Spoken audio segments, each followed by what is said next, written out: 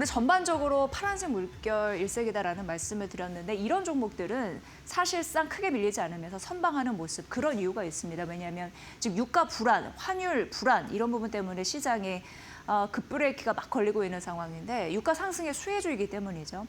전반적으로 밀리는 상황에서 나홀로 지금 오르는 흐름들 좀 나타나고 있습니다. 에너지 전쟁의 진정한 주인공이라고 하면서 오늘 아침 IM증권에서 포스코 인터내셔널을 분석을 했더라고요. 물론 장중 고점에서는 상승폭을 일부 반납하긴 했습니다만 크게 밀리지 않는 흐름들 나타나고 있는 거고요. 목표 주가 9만 원으로 상향 조정했습니다. 유가 상승에 대한 수혜주입니다. 첫 번째, 미얀마 가스전인데요. 이미 2008년에 중국에 우리나라로 말하면 국영 석유공사 같은 곳과 장기 계약을 맺었습니다. 그래서 13년부터 30년간 장기적으로 계약을 맺었고 그렇다 보니까 안정적인 공급망을 확보했다 이런 부분 나오는 거고요. 이 판매 가격 이런 부분에서 계산이 굉장히 중요한데 유가 상승의 수혜주라고 얘기하는 이유가 유가가 50% 들어가고 물가지수 대표적으로 CPI, PPI 해당이 되겠습니다. 그런 지수가 40% 그 위에 기타 상수가 한 10% 들어가기 때문에 연동 구조를 갖고 있다는 점이고요. 발전 사업 같은 경우에도 유가가 5에서 6년 후행하거든요. 그런 부분에서 실적 개선이 된다라는 부분입니다. 트럼프 2.0 시대의 LNG 확보 굉장히 중요한 관건입니다. 그런데 알래스카산 LNG 20년간 공급 예비 계약을 작년에 9월에 체결을 했습니다. 그러면서 올해 전체적으로 피드라고 해서 종합적으로 계약을 좀 완료할 수 있을지 그런 부분 좀 가셔야되고 있는 상황이고요. 이렇게 되면 미국산 LNG 연간으로 공급을 할 수 있는 그런 부분을 이제 확보하기 때문에 주가의 밸류 리레이팅, 그러니까 가치 재평가가 가능하다 이런 흐름들이 나타나고 있습니다. 히토류 사업도 굉장히 중요합니다. 히토류 중간재 수입부터 연구자석을 생산하는 원스톱 그런 부분. 미국의 생산 거점을 확보하는 게 굉장히 또 중요하고 탈중국 거점을 마련하는 데에 도움을 주는 그런 부분은 굉장히 중요한데 2030년까지 연 3,000톤 공급 목표로 하면서 이런 부분으로 가고 있거든요. 미국의 생산 거점도 활용을 하면서 밸류체인을 완성하는 협력 파트너사로서 긍정적인 매기로 가져다 줄 수 있을지 앞으로 포스코 인터내셔널 중요한 부분이 나오고 있습니다. 잘 보시면 될 것 같고요. 목표주가 상향 이유 전해드렸고요. 저희가 지난주 머니코드를 통해서 펄 어비스 글로벌 출시 전략을 재빠르게 알려드렸고 하루 전날 평론가들의 평점이 78점으로 기대 이하이기 때문에 줄줄이 떨어지는 흐름들도 언급을 해드렸습니다. 과연 조정의 끝일까? 오늘 아침에 세 곳의 증권사의 리포트가 나왔는데요. 그리 쉽지는 않을 전망입니다. 오늘 상승하는 흐름들이 좀 반단하면서 마이너스로 돌아서 흐름들 장중에 좀 나타나고 있는 상황이고요. 대표적으로 SK, 삼성 이런 증권에서는 중립을 유지를 했거든요. 투자 의견입니다. 그런데 삼성증권에서 보면은 목표 주가는 올렸습니다. 36,000원에서 42,000원으로 하지만 목표 주가 상단이 그렇게 높지는 않습니다. 일단 붉은 사막 7년간의 그 긴 세월 동안 거의 이제 만족하지 못하는 흐름들이 나타났다라는 때문에 급락을 했던 거고 다만 여기에서는 붉은 사막 한 200만 장 그래서 팔려서 초기 흥행에 성공했다라는 이슈는 나오지만 평가가 워낙 엇갈려서 판매 지속성 이런 게 지속적으로 판매량이 붙을까에 대한 우려감은 있다라는 부분이었고요. SK 같은 경우에는 중립을 유지했습니다. 초반에 플레이어 수 판매량, 평가 변동성이 워낙 높아서 주가의 하방을 과연 견고하게 지지해 줄 수 있을까? 안 그럴 수도 있다라는 입장인 거고요. 그러니까 중립을 유지했겠죠. 다만 NH투자증권에서는 목표 주가를 43,000원에서 51,000원을 올려 잡았고 투자의견 매수를 유지했는데요. 큰 폭으로 최근 주가가 조정을 받았기 때문에 앞으로 주가는 안정권에 진입을 한 전망이다라고 얘기했습니다만 다수 그리고 유저들의 판단 그런 부분이 온라인상의 그런 의미 이런 부분을 봤을 때 의견이 제시되는 흐름이 봤을 때 중립이 조금 더 많지 않나라는 게 좀 나오고 있습니다. 과연 조정의 끝일지 지속적으로 언급되는 데이터 여러분께 말씀드리도록 하겠습니다. 그러니까 이슈가 있는 종목 좀 살펴봤고요. 일단 JP모건에서 삼성전자와 SK하이닉스 그리고 메모리 전반적인 시장을 분석을 했습니다. 삼성전자는 오히려 올려잡았습니다. 목표가 를 30만 원으로 올려잡았죠. 24만 원에서. 그러면서 비중 확대 유지 의견을 제시를 했습니다. 당연히 메모리뿐만 아니라 최근 엔비디아의 여러 가지 파트너십 공고, 강화 이런 부분으로 봐서도 파운드리 수주에 대한 모멘텀 이런 부분이 있다 보니까 예전에 기술 경쟁력에서 우위를 확보했던 그 리더십이 유지가 되고 있다. 그런 부분을 되찾고 있다라고 언급을 했습니다. 오픈 AI가 자사 AI 칩에 HBM 이제 4를 쓸 것으로 예상이 되고 있는 상황이잖아요. 그쪽에서도 추가 매출이 기대가 되고 있는 상황이고 LPU 수주 이 이슈는 지난주에 많이 다뤄드렸습니다. 그러다 보니까 파운드리 적자를 축소할 수 있는 가능성 이런 부분이 높아지고 있는 상황이고요. 전반적으로 목표 주가가 오른 이유는 주당 순이익 추정치가 올해와 내년 올려 잡았기 때문인데 올해 55% 내년 70% 정도 대폭 상향한 흐름들이 눈에 띕니다. 특히 올해 반도체 영업이익 눈여겨봐지는 부분이죠. 사상 최대치가 될 것으로 보이는데 900% 급등할 것이다라는 예상치 JP모건에서 언급을 했습니다. HBM뿐만 아니라 범용 메모리 가격이 급등할 것이다라는 가능성 언급이 되고 있는데 2028년까지 그 수요가 굉장히 메모리 공급이 타이트하면서 수요는 붙고 메모리 가격이 강세를 보이면서 긍정적인 흐름을 나타내 줄 것이다라는 게 JP모건이 삼성전자를 바라보는 기초적인 시각이고 그게 흔들리지 않았다라는 점을 말씀드립니다. 다음에 이제 SK 하이닉스인데요. SK 하이닉스 삼성전자의 주주 환원 이 부분도 조금 더 보도록 하겠습니다. 영업 현금 흐름, 그 이익 그런 부분에서 긍정적인 흐름들이 나타나고 있는데 일단 잉여 현금 흐름에서는 주주 환원 확대 기대감이 나타나는 거고 그 부분 기반으로 배당이 한 50% 정도 나올 것으로 보이고 110조 투자 이건 아무래도 R&D 그리고 설비 투자 이런 부분이 되겠습니다. 올해 말까지도 특별 배당까지 추가적으로 기대감이 있는 상황인데 최대 40조 원 전망이 되고 있는 상황이고요. 총 배당금 1년 사이에 10% 늘어날 것으로 보이고 25% 이상 배당 성향 이런 부분 이건 이제 목표입니다. 왜냐하면 고배당 기업으로 가는 목표 그런 기업이 되고자 하는 목표 이런 부분에 깔려 있다라는 점 말씀드립니다. SK하이닉스도 목표 주가를 대폭 올려 잡았는데 125만 원에서 155만 원으로 올려 잡으면서 비중 확대 유지 전략을 제시를 했습니다. 올해 SK하이닉스 JP모건이 보기에는 영업이익이 200조 원을 돌파할 것이다라는 가능성이 있고요. 28년도에는 더 높아질 것으로 예상이 되는데 326조 정도 전망을 하더라고요. EPS 전망 올해 43% 내년 60% 이러한 데이터를 지속적으로 보여드리는 이유는 이러한 흐름들이 꺾여졌나가 궁금하실 것 같아서 알려드리니까 비교 분석해 보시면 될 것 같고요. 지금 AI 시대에 추론 시대에 더 부각을 받고 있습니다. 학습에서 추론으로 옮겨가는데 근데 AI 추론 시대에 이 추론 관련해서 전체 시장이 커졌다라는 겁니다. 규모. 거기에 들어가는 메모리량도 급속도로 커질 가능성이 있어서 그런 부분에서 긍정적이다라는 부분을 JP모건에서는 언급을 했습니다. 그 외에 AI 수혜를 독식할 수 있는 여러 가지 제품을 만들어내고 있습니다. HBM을 비롯해서 소캠 그리고 QLC 저장 장치 이런 부분들이 효자 역할을 하고 있으니까 보시고요. 장기 공급 계약에 대한 3년에서 5년짜리 이거는 삼성전자뿐만 아니라 SK 하이닉스가 가질 수 있는 구조적인 장점이 될 텐데 그뿐만 아닙니다. 최태원 회장 같은 경우에도 ADR 상장에 대한 그런 부분이 추가 모멘텀으로 작용할 수 있음을 넌지시 언급을 했는데 그런 부분이 주가의 상승, 촉매제가 될 가능성이 있어서 지속적으로 봐라라는 의견이었습니다. 참고해 보시면 될 것 같고요. 자, 메모리 시장은 전례 없는 슈퍼 사이클 이런 부분이 이어질 것이고 그 호황이 5년까지 이어질 가능성이 있다라고 JP모건은 언급을 했습니다. 2028년까지 1조 달러 이게 우리나라 돈으로 1,300조 원이 넘어갑니다. 그 전망이 되고 있는 거고 AI 그리고 범용 메모리 이런 부분이 지속적으로 진화가 하면서 메모리 수급이 굉장히 타이트할 것으로 보입니다. 1년간의 공급 부족을 지나서 2028년 이제 2년 정도 남은 건데요. 그 하반기 점진적으로 수급이 균형을 이뤄갈 것이다라고 언급이 되고 있습니다. AI 가치 점유율은 내년 한 47% 전망하네요. 이런 데이터도 참고해 보시면 될 것 같습니다.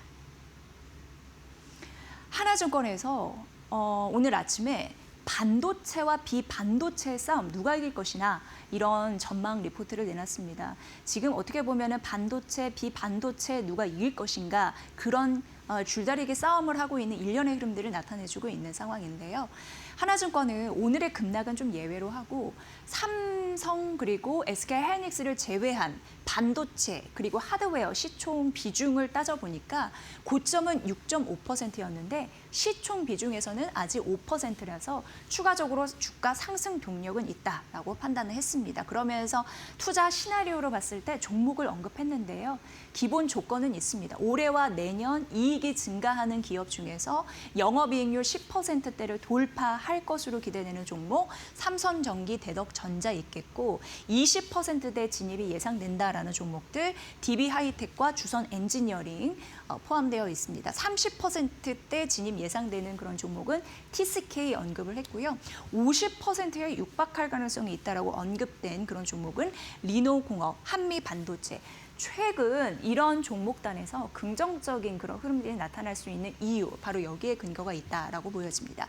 이거는 이제 반도체거든요. 이쪽은 비반도체입니다. 비반도체 같은 경우에는 외부 환경을 많이 탑니다. 그 바람을 조심하셔야 되는데 외부 환경을 또 두 가지 시나리오로 나눌 수 있습니다. 유가가 지속적으로 오를 때, 아니다, 유가가 점진적으로 완화될 때 두 가지 시나리오로 나눠보도록 하겠습니다.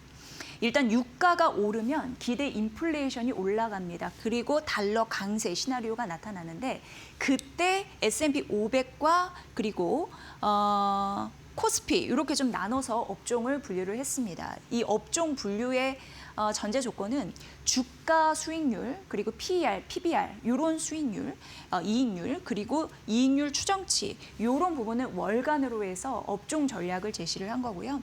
S&P 500이었을 때는 에너지 은행이고 코스피에서는 은행 방산 지주가 유가가 오르는 시나리오에 포함이 됩니다. 반대적으로 유가가 내리는 시나리오에서는 기대 인플레 떨어지고 달러 약세 이런 흐름으로 갈 거거든요.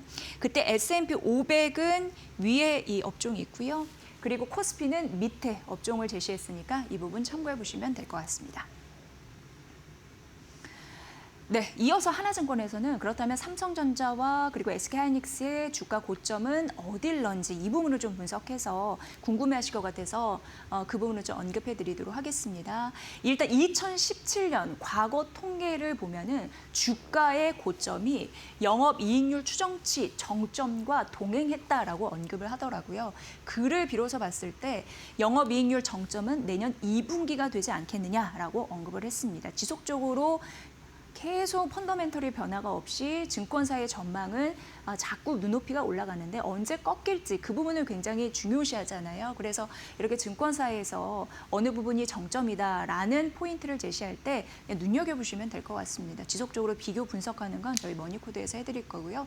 주가는 이익률보다 약 2개월 선행한다라고 하고 이익률 정점을 통과했을 때는 주가 조정받을 수밖에 없는데 통상 한 10% 정도 조정을 받는다고 하니 정점을 확인하는 거 굉장히 중요한 우리의 과제가 될 것 같습니다. 그런데 하나증권에서는 정점을 확인한 것도 굉장히 중요하지만 이익이 그 추정치가 지속적으로 상향되는지 그것이 지속되는지 그걸 아는 것도 굉장히 중요하다라고 언급을 했습니다. 지금 TSMC보다 여러 가지 우리나라의 반도체 PER이 낮은 이유는 이익 안정성 이런 부분이 지속되느냐 안 되느냐에 따라 달린 거거든요. 그래서 우리나라 반도체의 위상 강화를 위해서도 지속적으로 오르는 힘 이런 부분을 봐야 된다라고 언급을 했고요.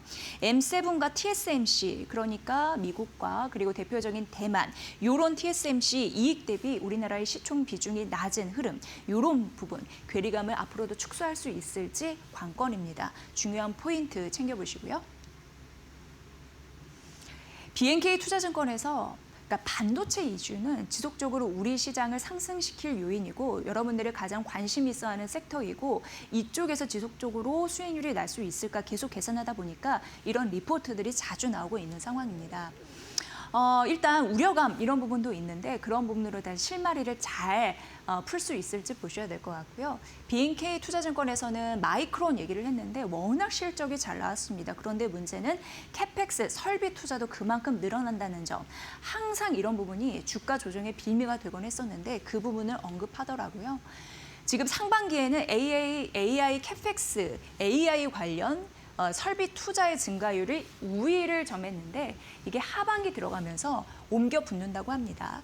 반도체 캐펙스 증가율 이런 부분도 역전이 될 가능성이 있다라고 합니다. 그러나 다행히 이제 삼성전자, SK하이닉스 1분기 영업이 큰 폭으로 상회할 것으로 전망치를 그런 부분을 좀 예상을 하고 있다라고 언급을 합니다. 그래서 앞으로 반도체 이런 부분에서 실적 잘 나올 것으로 보이는데 설비 투자 이 부분이 더 많이 나올 수 있을지 그 역전 관계를 봐야 된다라는 의미였고요. 지금 금리 선물도 민감하게 작용이 되고 있습니다. 그래서 인상이 될 것인가라는 우려감이 조금 더 생기고 있는 상황이죠. 유가가 상승하기 때문에 여러 가지 물가 지표에 대해서 민감할 수밖에 없는 상황인 것 같습니다. 미국 쪽에서는 아직까지 물가 드라마틱하게 오를 것이다라는 우려감이 좀 제한적이긴 하지만 유럽에서는 이미 발동이 됐습니다. 유가를 반영해서 물가가 아주 급등할 것이다라는 전망이 나오고 있는 상황이고요. 2월부터는 미국 증시 조정 이미 들어갔죠. 그리고 장단기 금리 차가 축소가 되고 있습니다. 이게 역전되면 경기 침체에 대한 하나의 신호탄으로 볼 수 있겠죠. 그렇기 때문에 민감한 지표라고 볼 수 있겠고요. 유가 2배 급등한 상황에서 코스피 조정 압력이 있을 수 있고 오늘도 그런 흐름에서 우리 시장이 좀 무너지고 있는 흐름이 나타나고 있습니다. 2월까지는 수출 물가 지수가 좋았고 반도체 기업 실적이 좋았기 때문에 우리 증시가 잘 버틸 수 있었습니다. 하지만 3월 수입 물가 지수가 오름에 따라서 여러 가지 기업 실적이 부정적으로 반응할 수 있는 요인이 있다라고 하거든요. 우려감이 있다라는 BNK 투자증권의 리포트도 오늘 조정의 장에서 한번 볼만한 그런 리스크였습니다. 이 부분도 잘 판단해 보시길 바랍니다. BH 대신증권. 오늘 분석을 했습니다. 그러니까 여러 가지 변수, 불확실성 속에서도 든든한 모멘텀이 있다면 크게 밀리지 않는 흐름들 나타내주고 있는데 BH는 애플의 폴더블 폰 그리고 AI, 특히 피지컬 AI 본격적으로 양호재가 집중될 가능성이 있다라고 하면서 대신증권에서는 얘기했죠. 기존 목표가 대비 한 16% 상향 조정하면서 35,000원을 제시를 했습니다. 올려 잡은 겁니다. BH 같은 경우에는 올해 3차 성장 구간에 진입했다고 합니다. 그럼 1차, 2차는 언제냐? 1차 같은 경우에는 2017년도였습니다. 이때 아이폰에 OLED를 처음으로 적용한 흐름인데 이게 1차 성장 구간이었고요. 2차 같은 경우에는 지금으로부터 4년 전입니다. 경쟁사가 거의 다운됐거든요. 철수를 하면서 반사이익을 톡톡히 받으면서 그때가 2차 성장 구간이었습니다. 그렇다면 대신증권은 지금이 올해가 3차 성장 구간이 될 것이다 라고 얘기를 했는데 애플 폴더블 폰이 9월 정도 제품이 나올 것으로 보이거든요. 그런데 6월 이런 장비 같은 경우에는 먼저 움직이잖아요. 핵심 부품 같은 경우에는 기판 생산이 6월 예정이 되어 있는 상황입니다. 폴더블 폰이기 때문에 여러 가지 디스플레이 이런 부분이 많이 쓰입니다. 그렇기 때문에 OLED 디스플레이, 메모리 공급 이런 부분이 또 일정이 구체화되면서 디스플레이 2개가 화면이 2개이기 때문에 매출도 2배로 올릴 가능성 이런 부분은 언급을 한 거고요. 올해 매출 2조 돌파에 대한 가능성을 대신증권에서는 언급을 했습니다. 영업이익 같은 경우에도 1년 사이에 125% 성장 가능하다고 하니까 이 부분도 중요하겠네요. BH를 주목하는 이유는 차량용 무선 충전기 사업을 하기 때문인데요. 이게 AI 충전기와 맞닿아 있습니다. 전기를 보낼 수 있는 그런 부분에서 잘 보시면 될 것 같은데 내년 신규 매출이 예상이 된다고 합니다. 그렇기 때문에 애플 관련해서 그리고 AI 시대의 긍정적인 흐름들이 바로 여기서 나타나는 거고요.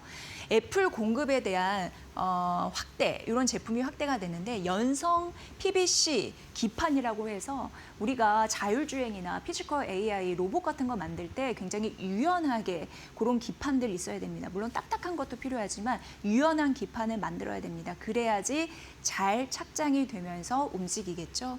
그런 부분에 대해서 생산 능력을 확보한 흐름들이 긍정적이다라고 언급을 했습니다. 당연히 그런 유연한 기판 그리고 단단한 기판, 전 영역의 고른 기판 이런 부분이 생산 능력이 가능하기 때문에 피지컬 AI 시대에 조금 더 모멘텀을 받아갈 수 있는 상황이고요. 충전 시스템 여기 말씀드렸고 반도체 로봇 관절에 들어가는 여러 가지 부품 이런 부분을 담당하다 보니까 긍정적인 매기가 쏠릴 가능성이 있다고 합니다. 목표 주가 상향한 대신증권의 의견도 중요해 보입니다. 자, 그리고 오늘 TMC, 오늘 대부분의 업종과 종목이 떨어지는데 두 자릿수 급등하는 종목 TMC입니다. 그런데 KB증권에서는 투자 의견과 목표 주가는 따로 제시하지 않았습니다. 이 부분은 명확히 좀 말씀드립니다. 그런데 왜 올라가냐? 유가와 역시 AI 이런 부분에서 긍정적인 모멘텀을 양축에 장착하고 있기 때문에 이렇게 언급해 볼 수 있을 것 같습니다. 여기가 작년 12월에 상장한 어떻게 보면 새내기 주입니다. 산업용 특수 케이블 기업이고요. 그렇다 보니까 요즘에 통신, 케이블 이런 부분으로 많이 주목받는데 선박 케이블, 해양 케이블은 특징적으로 말씀드리는 게 하나를 파놔도 마진이 좀 붙습니다. 고마진 제품입니다. 그뿐만 아니라 원전 케이블, 광 케이블 이런 쪽입니다. 국내 점유율 50%를 차지하고 있고요. 유가 상승의 수혜 1년에서 2년 반영이 된다고 하는데 해양 플랜트 발주 확대하면서 해양 케이블 같은 경우에는 고마진 제품이라고 말씀드렸죠. 이쪽으로 좀 두둑히 붙을 수 있는 부분이 있고요. 그리고 AI 수요가 증가하면서 수혜를 받을 가능성이 있는데요. 이런 부분이 다 언급이 되어 있습니다. 다만 6월 15일까지 보호 예수 걸려 있습니다. 락업 물량 그 이후에 매도 출회 가능성이 있으니까 이 부분은 투자 유의사항으로 보시면 될 것 같네요. 올해 영업이익은 1년 사이에 110% 넘는 성장 가능하고요. 해양 수주 북미 매출이 올라가면서 긍정적인 실적이 기대해 볼 수 있다라는 가능성 언급됐습니다.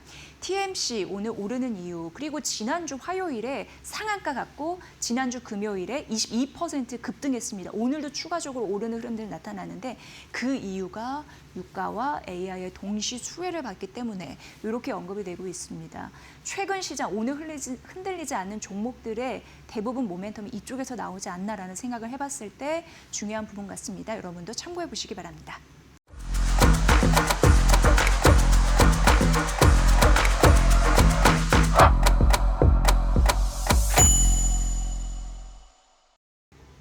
뉴욕 시장의 이 흐름을 알아보는 건 굉장히 중요한 의미가 있을지도 몰라서 좀 일단 설명을 해드립니다. 마이크론 빼고 다 올랐다. 이렇게 제목을 정해도 크게 무리는 아니겠죠. 마이크론이 4% 이상 빠졌습니다.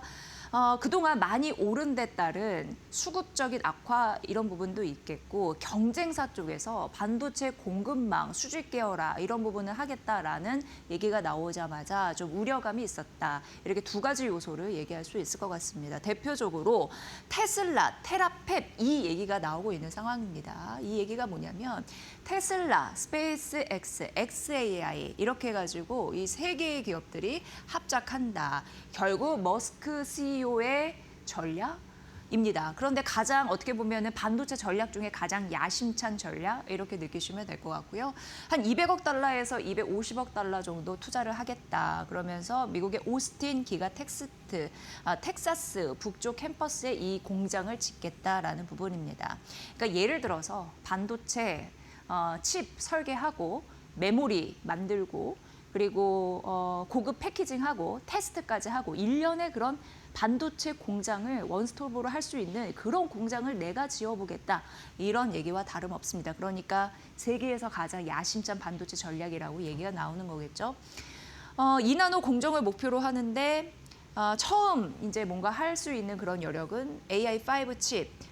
요거를 처음 생산하지 않을까 이렇게 좀 예측이 나오고 있는 상황입니다. 머스크 CEO가 왜 이런 반도체 공장을 지으려고 하냐 얘기를 들어보니까 우리나라도 언급이 되어 있었습니다. 대표적으로 삼성 그리고 TSMC, 마이크론 이런 기업들이 언급이 됐습니다. 그들에게는 고마운데 뭐 칩을 만들어주고 메모리 이런 부분 생산력이 있으니까 하지만 이들의 속도와 우리의 속도가 너무 다르다라고 얘기를 했습니다. 이들은 생산 캐파 그러니까 메모리를 만들어낼 수 있는 여력 그 부분이 우리의 속도를 따라가지 못한다. 그러니까 답답하니까 우리가 만들겠다.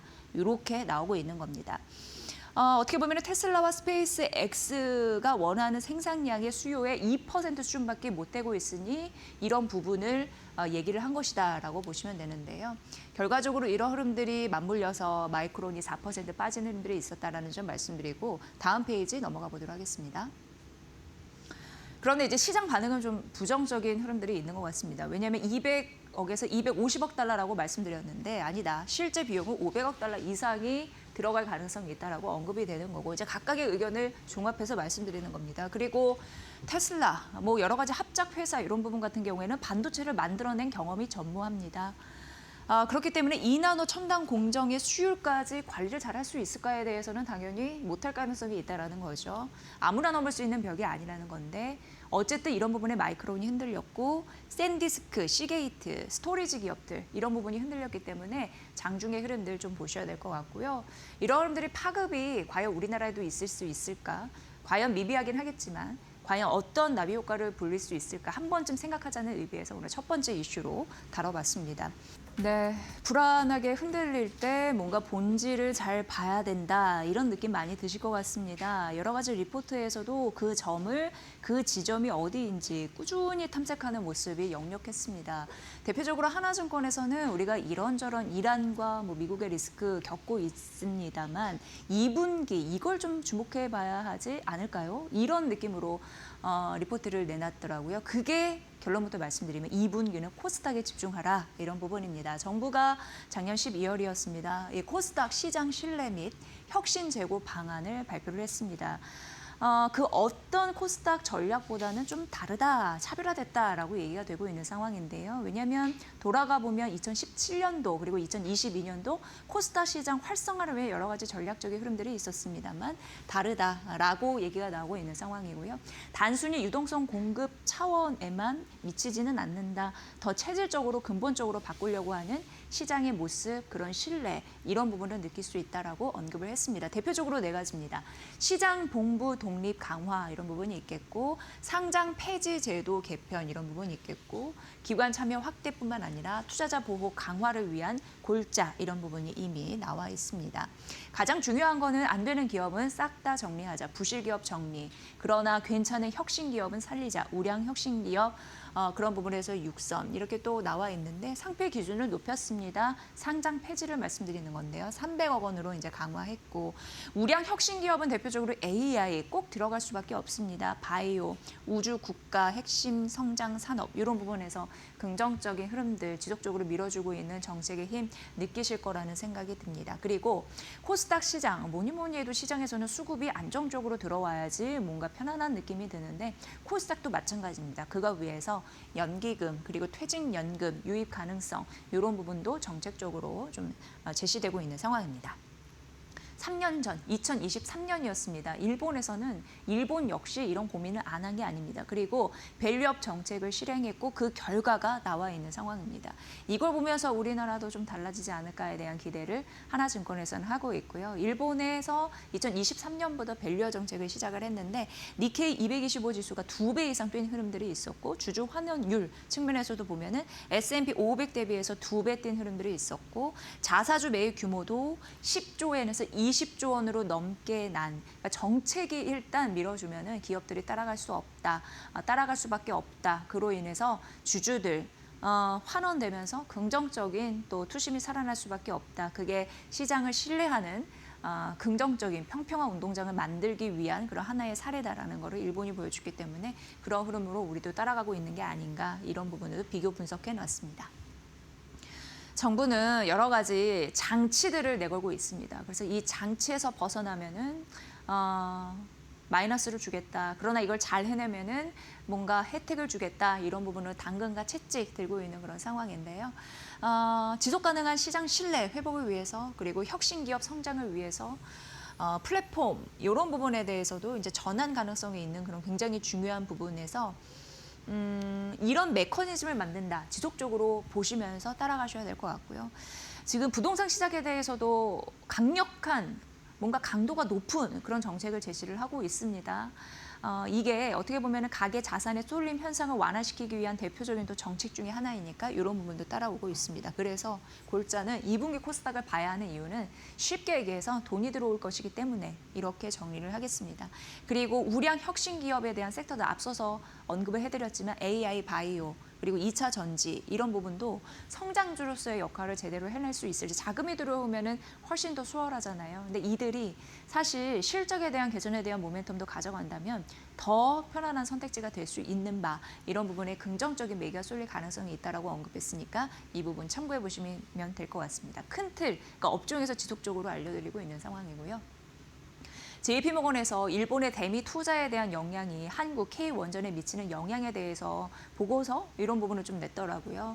살펴드리도록 하겠습니다. 일본 대미 투자 약 400억 달러, 이게 우리나라 돈으로 52조 정도 되더라고요. 근데 이제 2단계 투자 발표를 했습니다. 그러면서 GE, 여기 보시면 이제 미국 그리고 히타치에서 일본 합작회사라고 보시면 되는데 대표적으로 SMR 발전소 건설하는 그런 협력 사업 지속적으로 하고 있습니다. 그 위치는 좀 써놨고요. 미국 같은 경우에는 최종 승인 단계 이쪽으로는 좀 와 있는 상황이고요. 이걸 좀 바라봐야 되는 이유는 SMR 자체 시장이 커질 수 있다라는 가능성입니다. 그래서 미국 에너지 수요도 이제 급증하고 있는 와중에 여러 가지 상업화 단계에 진입하고 있는 바 SMR 시장에 대한 시장이 커지고 수요가 커지고 이런 흐름에서 낙수 효과를 받을 수 있겠다라는 부분에서 긍정적이라는 거고요. 그렇다면은 일본이 대미 투자를 늘리면서 이렇게 합작하고 있는 상황인데 그게 K원전에 영향을 줄까라는 데에서는 그렇게 영향이 크지 않을 것이다라고 JP모건에서는 얘기했습니다. 오히려 수혜가 가능하지 않을까라고 얘기를 했는데 우리 역시 삼성물산과 그리고 미국과 일본의 합작회사 GE 버너버 히타치와 EPC 이런 부분을 조금 더 확대할 수 있다는 거죠. 설계, 건설 이런 부분을 함께 할 수 있다라는 부분이고요. 그리고 두산 에너빌리티 얘기를 하는 거겠죠. 그리고 일본 기업과 함께 뉴스케일 공급망에 참여하면서 시장 커지는 시장에서 우리도 함께 할 수 있는 가능성이 더 커지는 바 오히려 긍정적인 효과가 올 수 있다라고 언급을 했습니다. 글로벌 기업들이 진입을 많이 하면 시장의 질이 좋아진다라는 데에서도 긍정적인 효과가 있겠죠. 그러니까 추가 프로젝트 확대, 수주에 대한 가능성, 이런 부분이 실적으로 옮겨갈 가능성, 이런 부분으로 연결이 됐습니다. K원전주 중에 탑픽은 뭘까요? 일단 EPC 섹터, K원전의 EPC 섹터는 비중 확대를 지속해서 유지하라라고 언급을 했는데 두산 에너빌리티 13만 원 유지입니다. 근데 두산 에너빌리티 왜 얘기를 지속적으로 하냐면 가장 대형 그 원전 쪽에서 탑픽입니다.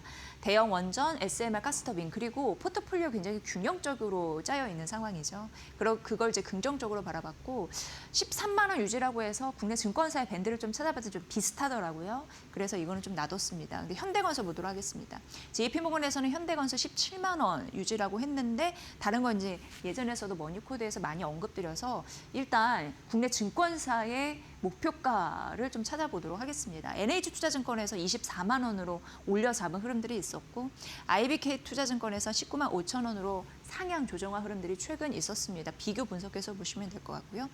한정기술 같은 경우에는 JP모건에서 19만 원 유지를 얘기를 했습니다. 근데 최근에 삼성증권 그리고 NH투자증권에서 각각 22만 원 목표 주가 상향했거든요. 이 흐름. 그러니까 외국계 증권사 흐름은 뭐 잘 보시되 국내 증권사 목표 주가랑 좀 비교 분석하는 거 계속적으로 머니코드에서 해드리고 있으니까 이 부분 참고해 보시길 바랍니다. 건설주, 최근 건설주 많이 급등하기도 했고 뭐 이란발 리스크 때문에 떨어지는 건 어쩔 수 없습니다. 하지만 그 틈을 타고서도 반등의 세력을 노리는 분들도 계실 것 같고요. 좀 알아보도록 하겠습니다. 하나증권에서는 건설주를 두 가지 흐름으로 봤습니다. 하나는 싸다, 그러니까 값어치 이런 부분과 더불어서 두 번째는 이란 전쟁 리스크 이쪽에서 발목을 잡을까? 그러니까 딱 두 가지 시선으로 건설주를 바라본 겁니다. 일단 건설주, 저PBR주, 그러니까 이제 저평가됐다라는 말과 다름없습니다. 지금 PER 10배 미만의 저평가되었기 때문에 건설주를 지금 주목하고 있다라고 언급을 했습니다. 저PBR주는 지속적으로 이재명 대통령도 언급을 하고 있습니다. 주주가치, 환원, 재고 이런 부분이 다 떨어진 주가 가치를 올리기 위한 하나의 업 전략일 텐데 그런 부분에서 저PBR, 기업 가치 이런 부분을 올리기 위한 여러 가지 부분에서 눈여겨봐야 할 섹터라는 얘기를 했고요. 금융위 같은 경우에는 체질 개선을 위한 그 방안을 발표하고 있는 상황인데 리스트를 반기별에 공개를 합니다. 그래서 이런 정책적인 모멘텀에서도 저 PBR주는 봐야 할 필요가 있는데 마침 건설주가 저 PBR주에 해당된다라고 얘기를 했고 리덴발 리스크 때문에 이제 많이 떨어져가지고 시총 1조 이상 규모 중에 기업 중에 PBR 1배 미만의 종목들을 봤더니 GS건설이 한 0.56배입니다. DLENC가 0.52배고요. 근데 DLENC 오늘 9% 이상 또 급락하는 흐름들이 나타나더라고요. HDC 현대산업개발 같은 경우에도 0.45배 정도 됩니다. 그러니까 PBR 다 1배 미만의 건설주들이 지금 자리를 하고 있다는 건데, 그런데 더 확대를 해보면 시총, 그러니까 이거는 1조 이상인데요. 1조가 안 되는 기업들로 보면 더 낮습니다. 그걸 보면 한신공영이 뭐 0.27배고 계룡건설이 0.25배니까 확실히 저 PBR 관련주 이런 부분은 건설주가 들어가는데, 작년에 기업 이익이 좋았고 그리고 올해도 추가적으로 좋아질 수 있는 기업을 중심으로 건설주는 담아야 될 필요성이 있다라는 부분에서 주가 싸진 데에 매력이 있다고 하니까 이 부분 좀 참고해 보시면 될 것 같고요. 두 번째는 이제 이란 리스크가 장기화되면서 약간 브레이크를 걸 만한 요소가 있을까에 대한 그런 싸움이 건설주에는 시작이 됐다라는 겁니다. 이 얘기인즉슨 앞서서는 저 PBR 관련주로 이익 체력이 괜찮은 종목들도 언급해드렸습니다만 이런 부분으로 살 여지가 있다라고 했지만 이란 전쟁이 장기화됐을 경우에는 이런 부담 때문에 그때는 좀 시각을 달리해야 된다라는 투자 유의사항과 다름없으니까 그러니까 그 부분은 좀 챙겨보시면 될 것 같고요. 여러분 딱 보셔도 아시겠지만 유가와 원자재 가격이 상승을 하고 있습니다. 그러면은 건자재 가격에 대한 부담 이런 게 자연스럽게 높아질 가능성이 있습니다. 게다가 석유, 화학 가동률이 떨어지게 되면은 자재 생산량이 떨어집니다. 그럼 수급과 공급 차원 입장에서 그렇게 좋을 이슈가 없겠죠. 그래서 그걸 이제 세 가지 시나리오로 나눠서 살펴봤더라고요. 하나증권에서는 종전이 되고 핵 협상이 진전이 됐을 때 어떤 건설주를 봐야 되냐면 삼성 E&A와 DL ENC가 긍정적이라고 합니다. DL ENC도 오늘 많이 빠졌으니까 이런 부분 좀 눈여겨보실 텐데요. 이게 이제 이란 재건 테마로 맞물려서라고 합니다. 그리고 이제 우리가 원하는 단기 휴전 그리고 유가 회복 이 시나리오를 시장이 굉장히 원하고 있을 텐데 이때는 자재 부담에 대한 부분이 이제 완화가 됐겠죠. 그러면서 국내 주택주에는 수혜가 되는 그런 시나리오로 갈 거고요.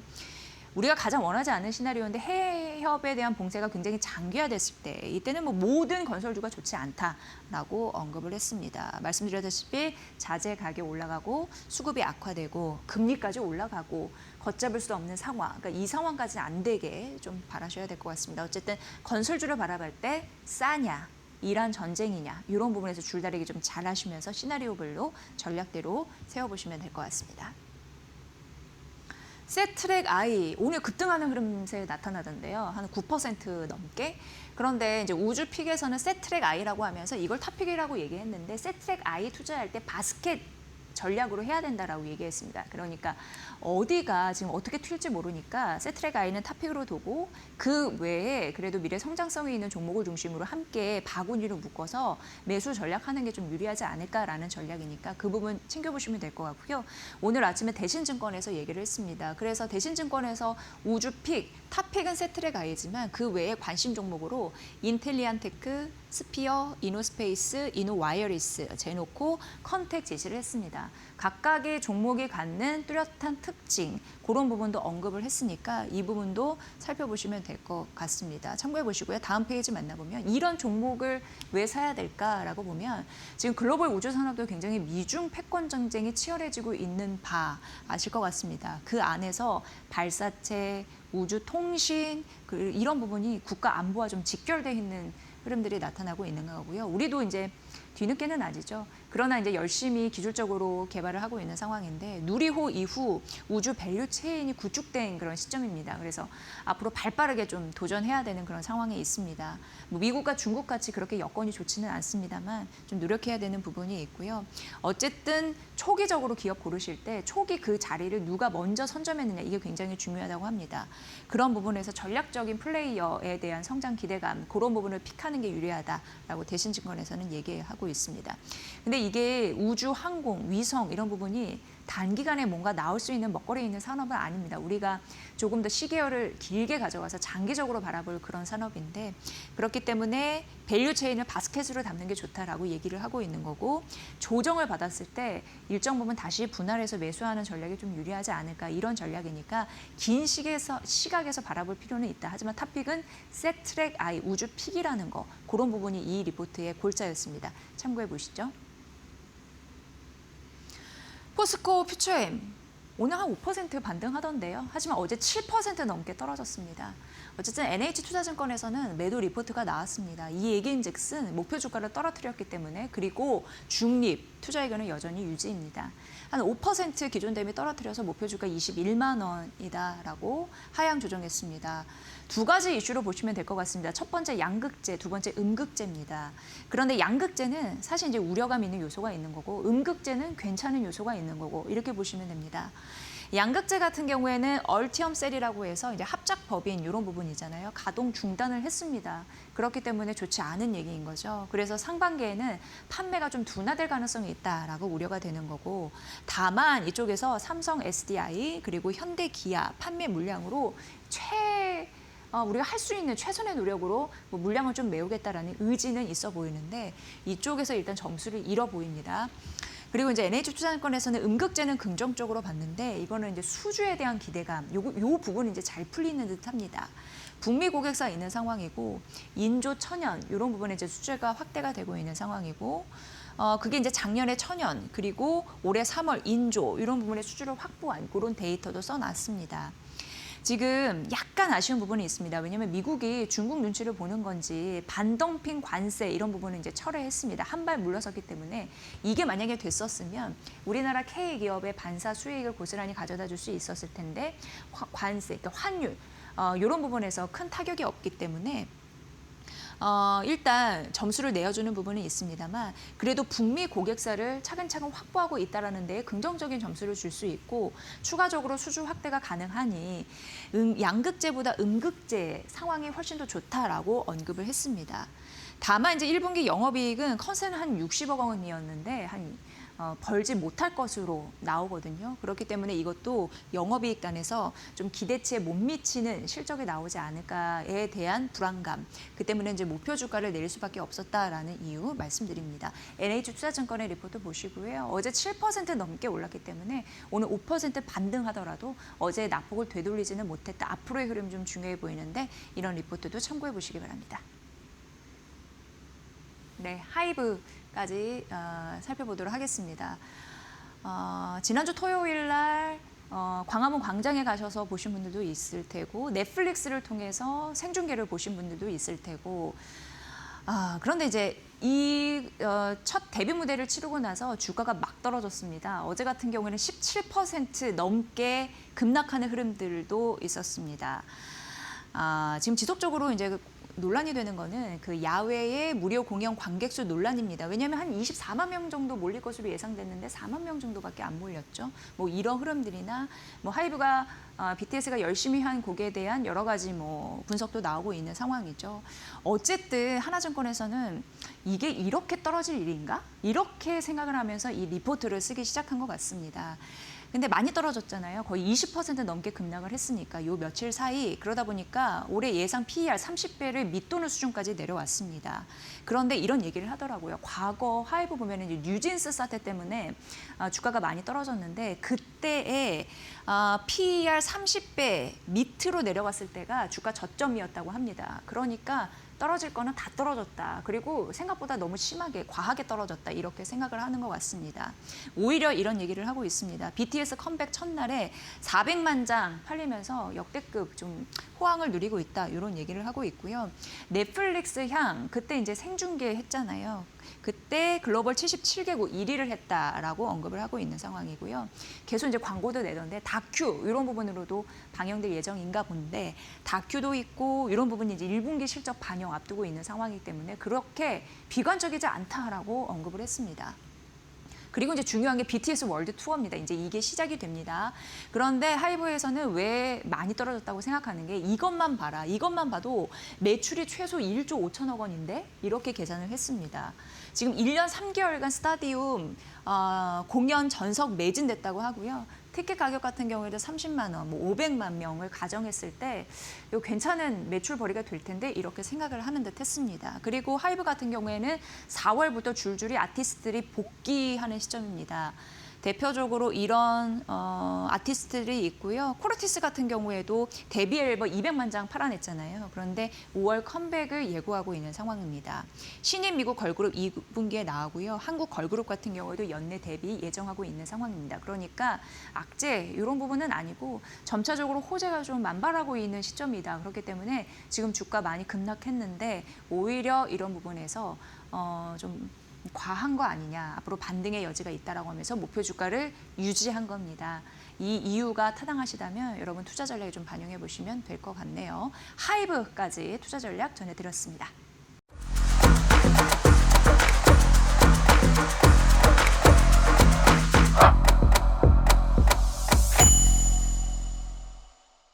보셨던 것처럼 모두 하락으로 마무리를 했습니다. 중동 전쟁에 대한 불확실성이 나오면서 유가가 다시 반등을 좀 해줬고요. 브렌트유가 $100를 다시 뛰어 넘어주면서 시장에 좀 강한 하방 압력을 주는 상황이었습니다. WTI도 오늘 3% 가까이 급등세를 보여주면서 지수가 좀처럼 오르지 못하는 상황이었습니다. 다들 보셨겠지만 트럼프 대통령과 이란과 서로 상반된 메시지를 계속해서 내놓는 게 시장에 가장 큰 부담을 좀 주고 있는 모습이죠. 다만 그 어제 석유와 가스 관련돼서 이란이 큰 선물을 줬다라고 트럼프 대통령이 발언을 하면서 이 부분이 시장의 낙폭을 조금 제한하는 데 큰 역할을 해줬습니다. 이르면 26일에 협상 가능성이 여전히 남아있다고 하는데 추후 어떤 흐름을 보일지는 저희와 함께 계속 체크를 좀 해보셔야 되겠습니다. 이 내용이 아까 말씀드린 내용입니다. 미국과 이란이 한 달 휴전을 이제 곧 발표할 것이다라고 이스라엘 매체가 보도를 내놨고요. 진위 여부는 조금 더 확인이 필요하겠습니다만 다만 최근에 휴전, 합의, 종전과 같은 내용들이 계속 연속적으로 보도가 되고 있다라는 점을 긍정적으로 평가를 해볼 수가 있습니다. 몇 가지 그냥 좀 간단한 이슈인데요. 어제 그 코인베이스 서클 같은 종목들이 뉴욕 증시에서 굉장히 급락을 해줬습니다. 20% 넘는 폭락세가 나왔는데요. 대표적인 그 스테이블 코인 관련된 종목들입니다. 미국에서 클래리티법에 수정안이 나왔다라는 소식 나와주면서 암호화폐, 스테이블 코인 관련된 종목들이 조금 하방 압력을 강하게 받는 모습입니다. 클래리티법이 간단하게 말씀을 드리면 그 암호화폐들이 고객들에게 이자를 주는 걸 금지를 하는 법안입니다. 보통 이 법안이 나왔다는 것은 조금 더 은행, 전통적인 자산에 손을 들어줬다라고 평가를 해볼 수도 있을 것 같고요. 서클과 코인베이스 같은 종목들이 급락하면서 오늘 국내 증시에서도 NHN, KCB 같은 스테이블 코인 관련된 종목들이 급락하고 있다라는 점까지 한번 연결을 해보셔야겠습니다. 소프트웨어 주들도 뉴욕 증시에서 좀 흐름이 안 좋았어요. 대표적으로 마이크로소프트 같은 종목들이 2% 넘게 하락을 해줬습니다. 아마존에서 이슈가 나왔더라고요. 아마존 측에서 자체 생성형 AI를 개발할 것이다라는 내용 나와주면서 소프트웨어 주들이 조금 조정을 받았다라는 소식 간단하게 있었습니다. 하지만 국내 증시 이러한 불확실성을 뒤로하고 미국과 이란이 한 달 휴전을 곧 발표할 것이다라는 보도에 조금 더 초점을 맞춰주면서 오늘 양지수는 탄탄하게 강세를 보여주고 있습니다. 다음 장 보실까요? 오늘 하이닉스 이야기를 해봐야 될 것 같습니다. 다시 한번 100만 닉스에 도달을 해줍니다. 우리 방송이 시작한 10시부터 지금 하이닉스의 주주총회가 진행이 되고 있는 상황입니다. 이 뉴스도 나왔죠. 미국 증시 상장을 위해서 ADR 신청서를 비공개로 제출을 했다라는 내용이 나와줬습니다. 하이닉스 측에서 이번 연도 안에 상장을 목표를 하면서 추진을 하고 있다라고 밝혔고 변경된 내용이 있다면 6개월 안에 다시 공시를 할 것이다라고 밝혀온 상황입니다. 내용 조금 더 앞으로 살펴보시고요. 오늘 주주총회가 지금 진행이 되고 있는데 여기서 가장 핵심적인 안건이 이겁니다. 얼마 전에 나왔던 신주 발행에 대한 안건 오늘 진행이 될 예정이고요. 여기에 대한 노이즈는 추후에 조금 더 살펴보시면 좋을 것 같습니다. 노무라증권에 어제 레포트 하나 나왔습니다. 오후에 나왔더라고요. 삼성전자와 하이닉스의 목표 주가를 엄청나게 올려잡는 긍정적인 레포트가 나와서 짧게 보려고 합니다. 기존에 노무라 측에서 하이닉스의 그 목표 주가가 156만 원이었었는데요. 이거를 193만 원까지 올려잡는 모습이었고요. 삼성전자는 기존 29만 원에서 32만 원까지 상향 조정을 해줬습니다. 무려 2027년에 하이닉스 영업이익을 지금 365조까지 예상을 하고 있는 상황이고요. 이게 바로 이제 목표 주가를 200만 원 가까이 끌어올린 가장 그 근거가 될 수가 있습니다. 지금 비록 유가 같은 급등세의 이런 좀 사이클이 있지만 이건 굉장히 짧을 것이고 AI 산업을 이끄는 빅테크의 투자 사이클이 훨씬 이것보다 길고 지속 가능할 것이다라면서 한국 반도체 투톱을 굉장히 긍정적으로 평가하는 노무라 증권의 레포트였었습니다. 특히 지금처럼 메모리 가격의 그 슈퍼사이클 쇼티지 현상이 2026년 2분기에 정점에 달할 것이다라고 평가를 하고 있는 상황이고요. 하이닉스 측에서 신주 발행 같은 노이즈가 있습니다만 지금 엄청나게 메모리가 또 부족한 상황에서 공급자 우위 시장이 언제까지 지속될 것이고 앞으로의 주가 흐름까지 한번 연결해 보시면 좋을 것 같습니다. 현재 주가 한번 보실까요? 하이닉스가 지금 탄력이 조금 더 붙는 상황이고요. 5.3%까지 오름세 키워가고 있습니다. 오늘 103만 8천 원까지 올라와 있는 상황. 삼성전자는 이에 비해서 탄력이 약간은 떨어지긴 합니다. 20만 원 전에 아직 있는 상황이고요. 3.2%의 오름세로 19만 5,900원에 삼성전자가 진행되고 있습니다. 다음 장 하나 더 보겠습니다. 드디어 이제 황제주 반열에 올랐습니다. 삼천당 제약 이야기인데요. 사실 어제 이제 장 마감하고 애프터에서 100만 원을 이미 넘기는 했습니다만 본장 기준으로 오늘 이제 드디어 100만 원을 넘으면서 삼천당 제약이 황제주 반열에 올랐습니다. 올해 들어서만 주가가 지금 320% 정도 올라와 있는 상황입니다. 두 가지 모멘텀 다들 아시죠? 그 GLP-1 계열의 지금 경구용 비만 치료제 복제약을 개발하는 상황이고요. 이게 지금 가장 포인트입니다. 그 경구용 인슐린을 개발하고 있는 상황이기 때문에 이 기대감이 주가에 엄청나게 붙어서 있는 지금 모습이죠. 경구 인슐린에 대해서는 최근에 유럽 임상 시험 계획을 제출을 하면서 앞으로 상업화에 대한 기대감이 조금 더 높아져 있는 상황입니다. 다만 어제 그 하나 보셔야 하는 공시가 나왔습니다. 삼천당제약 대표가 2,500억 규모의 그 블록딜을 추진하겠다라고 밝히면서 주가에 조금 부담을 가지 않을까라고 했지만 시세가 연속해서 붙는 모습이죠. 성실한 조세 의무를 위해서 블록딜을 추진하겠다라고 밝히면서 이런 작은 노이즈는 있습니다만 시장은 조금 더 신약 개발 모멘텀에 집중을 하는 상황입니다. 삼천당제약 지금 한번 시세 보겠습니다. 예, 지금 105만 3천 원까지 올라가 있는 상황이고요. 삼천당 제약이 지금 주가 고점까지 올라와 있습니다. 오늘 탄력도 굉장히 좋은 상황이고 코스닥 시가총액 1위에 올라와 있는 삼천당 제약까지 한번 보셨습니다. 다만 다른 코스닥의 오늘 제약바이오 주들은 시세 흐름이 그렇게 좋지 않다라는 점까지 한번 확인해 보시면 좋을 것 같습니다. 마지막입니다. 통신장비 광통신 관련주도 한번 보실까요? 지금 완전하게 시장의 거래 대금을 다 빨아들이고 있는 이쪽 섹터입니다. 그 미래 핵심 기술로 자리를 잡지 않을까라는 기대감이 강한 상황인데요.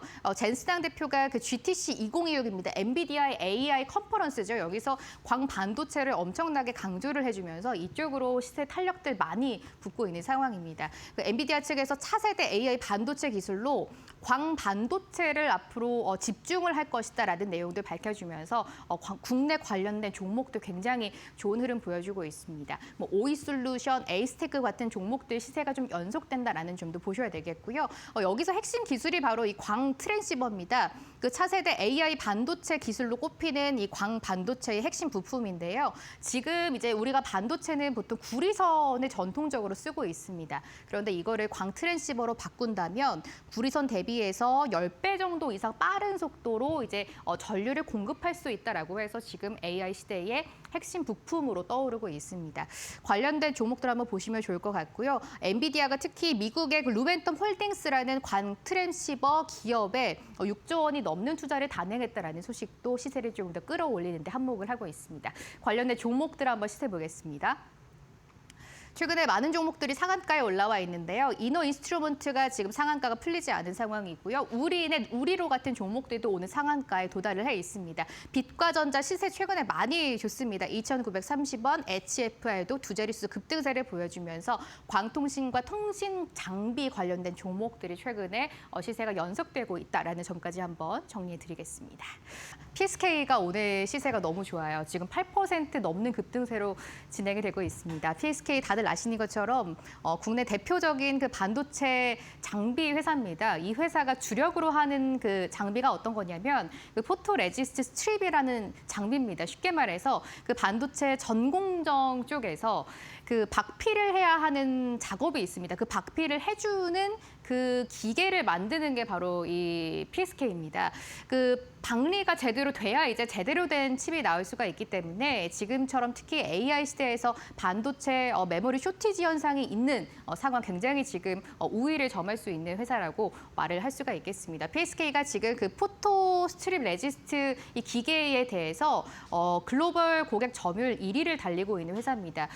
한 50%의 점유율을 지금 가지고 있다고 하는데요. 고객사들의 캐펙스가 상향되면서 자연스럽게 이 장비 PSK도 2026년 실적의 눈높이가 많이 높아져 있는 상황입니다. 국내 메모리 업체들 삼성전자도 100조 원 넘는 이번 연도에 투자를 하겠다라고 밝혔고 하이닉스 역시 차세대 클린룸을 2달 정도 조금 빨리 개방하겠다라고 하면서 이 쇼티지 현상에 엄청나게 지금 또 투자를 하고 있는 메모리 반도체 회사들입니다.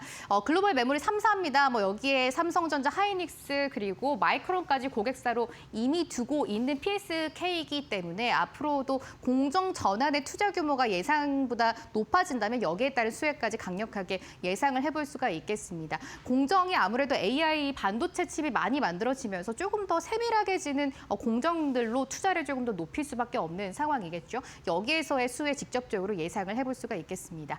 이미 직전 분기의 실적은 역대 최대 매출을 달성을 한 PSK입니다.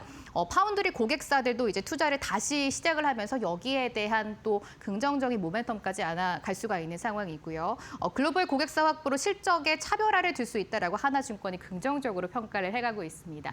이미 삼성전자, 하이닉스, 마이크론 같은 기업들은 오랜 고객사로 가지고 있고 얼마 전에 또 이 뉴스가 나왔더라고요. TSMC와 그 드라이 스트립 장비에 대해서 공급 계약을 추진하고 있다라는 내용까지 밝혀주면서 TSMC까지 고객사로 확보를 한다면 PSK의 한 단계 또 업그레이드가 될 수 있지 않을까라고 시장에서는 긍정적으로 보고 있는 상황입니다.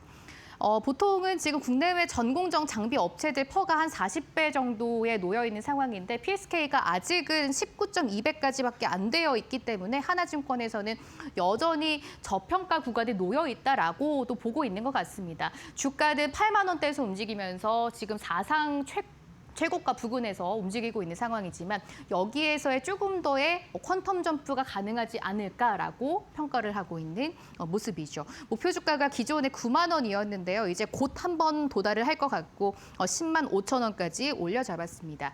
보통 이렇게 장비주들이 가장 시세가 좀 강한 걸 역사적으로 보면은 장비주들은 지금처럼 이제 그 메모리 슈퍼사이클 초입에서 굉장히 강한 모습을 보여주고 있고요. 이런 가격들이 조금 더 안정이 되고 이제 하락세에 들어갈 때쯤에 소부장단 중에서는 소재와 부품 같은 종목들이 조금 더 강한 게 이제 일반적입니다. 그래서 지금 솔브레인 같은 이런 소재 부품단 종목들이 장비주들 비해서 시세가 조금 떨어져 있다라는 걸 우리가 볼 수가 있는 상황이죠. 이런 슈퍼사이클 초입에서 PSK의 앞으로의 조금 더 퀀텀 점프가 가능할지는 함께 체크를 해보면 좋을 것 같습니다. 마지막 리포트 하나 보겠습니다. 삼성전기입니다. 최근에도 주가 흐름이 너무나 좋아요. 오늘도 4% 넘는 급등세로 현재 진행이 되고 있습니다. 새로운 역사가 진행이 될 것이고 추가적으로 도약이 가능하다라고 대신증권이 긍정적으로 평가를 하고 있네요. 우선은 1분기 영업이 굉장히 좋을 것으로 추정을 하고 있습니다. 다만 컨센 대비는 조금은 내려갈 수 있다라는 거는 이제 좀 달아놓은 상황이고요. 일회성 비용이 여기 반영되는 거기 때문에 주가에 대한 모멘텀은 걱정을 할 필요가 없다라고 긍정적인 코멘트는 우선 남겨놨다라는 거는 보시면 좋을 것 같습니다. 삼성전기가 MLCC나 그 기판 쪽 FCPGA에 대한 고부가 중심으로 매출이 많이 올라가고 있습니다. 최근에 수율도 올라가고 있고요. 특히 이 부분입니다. 원달러 환율이 올라가면서 달러로 그 대금을 받는 삼성전기 같은 기업들은 오히려 여기서 수혜를 가져갈 수 있을 것이다라고 평가를 하고 있습니다.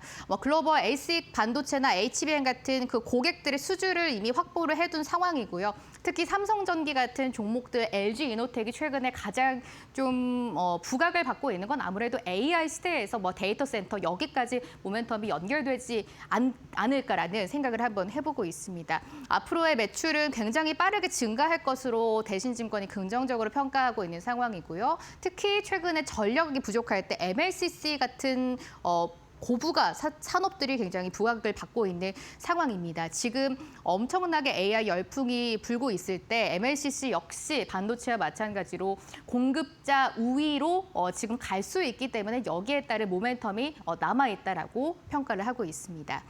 2026년에는 완전하게 밸류에이션의 재평가가 좀 가능하지 않을까라고 보고 있는 대신증권입니다. 지금 LG전자와 삼성 SDI의 시총을 이미 상회한 삼성전기입니다.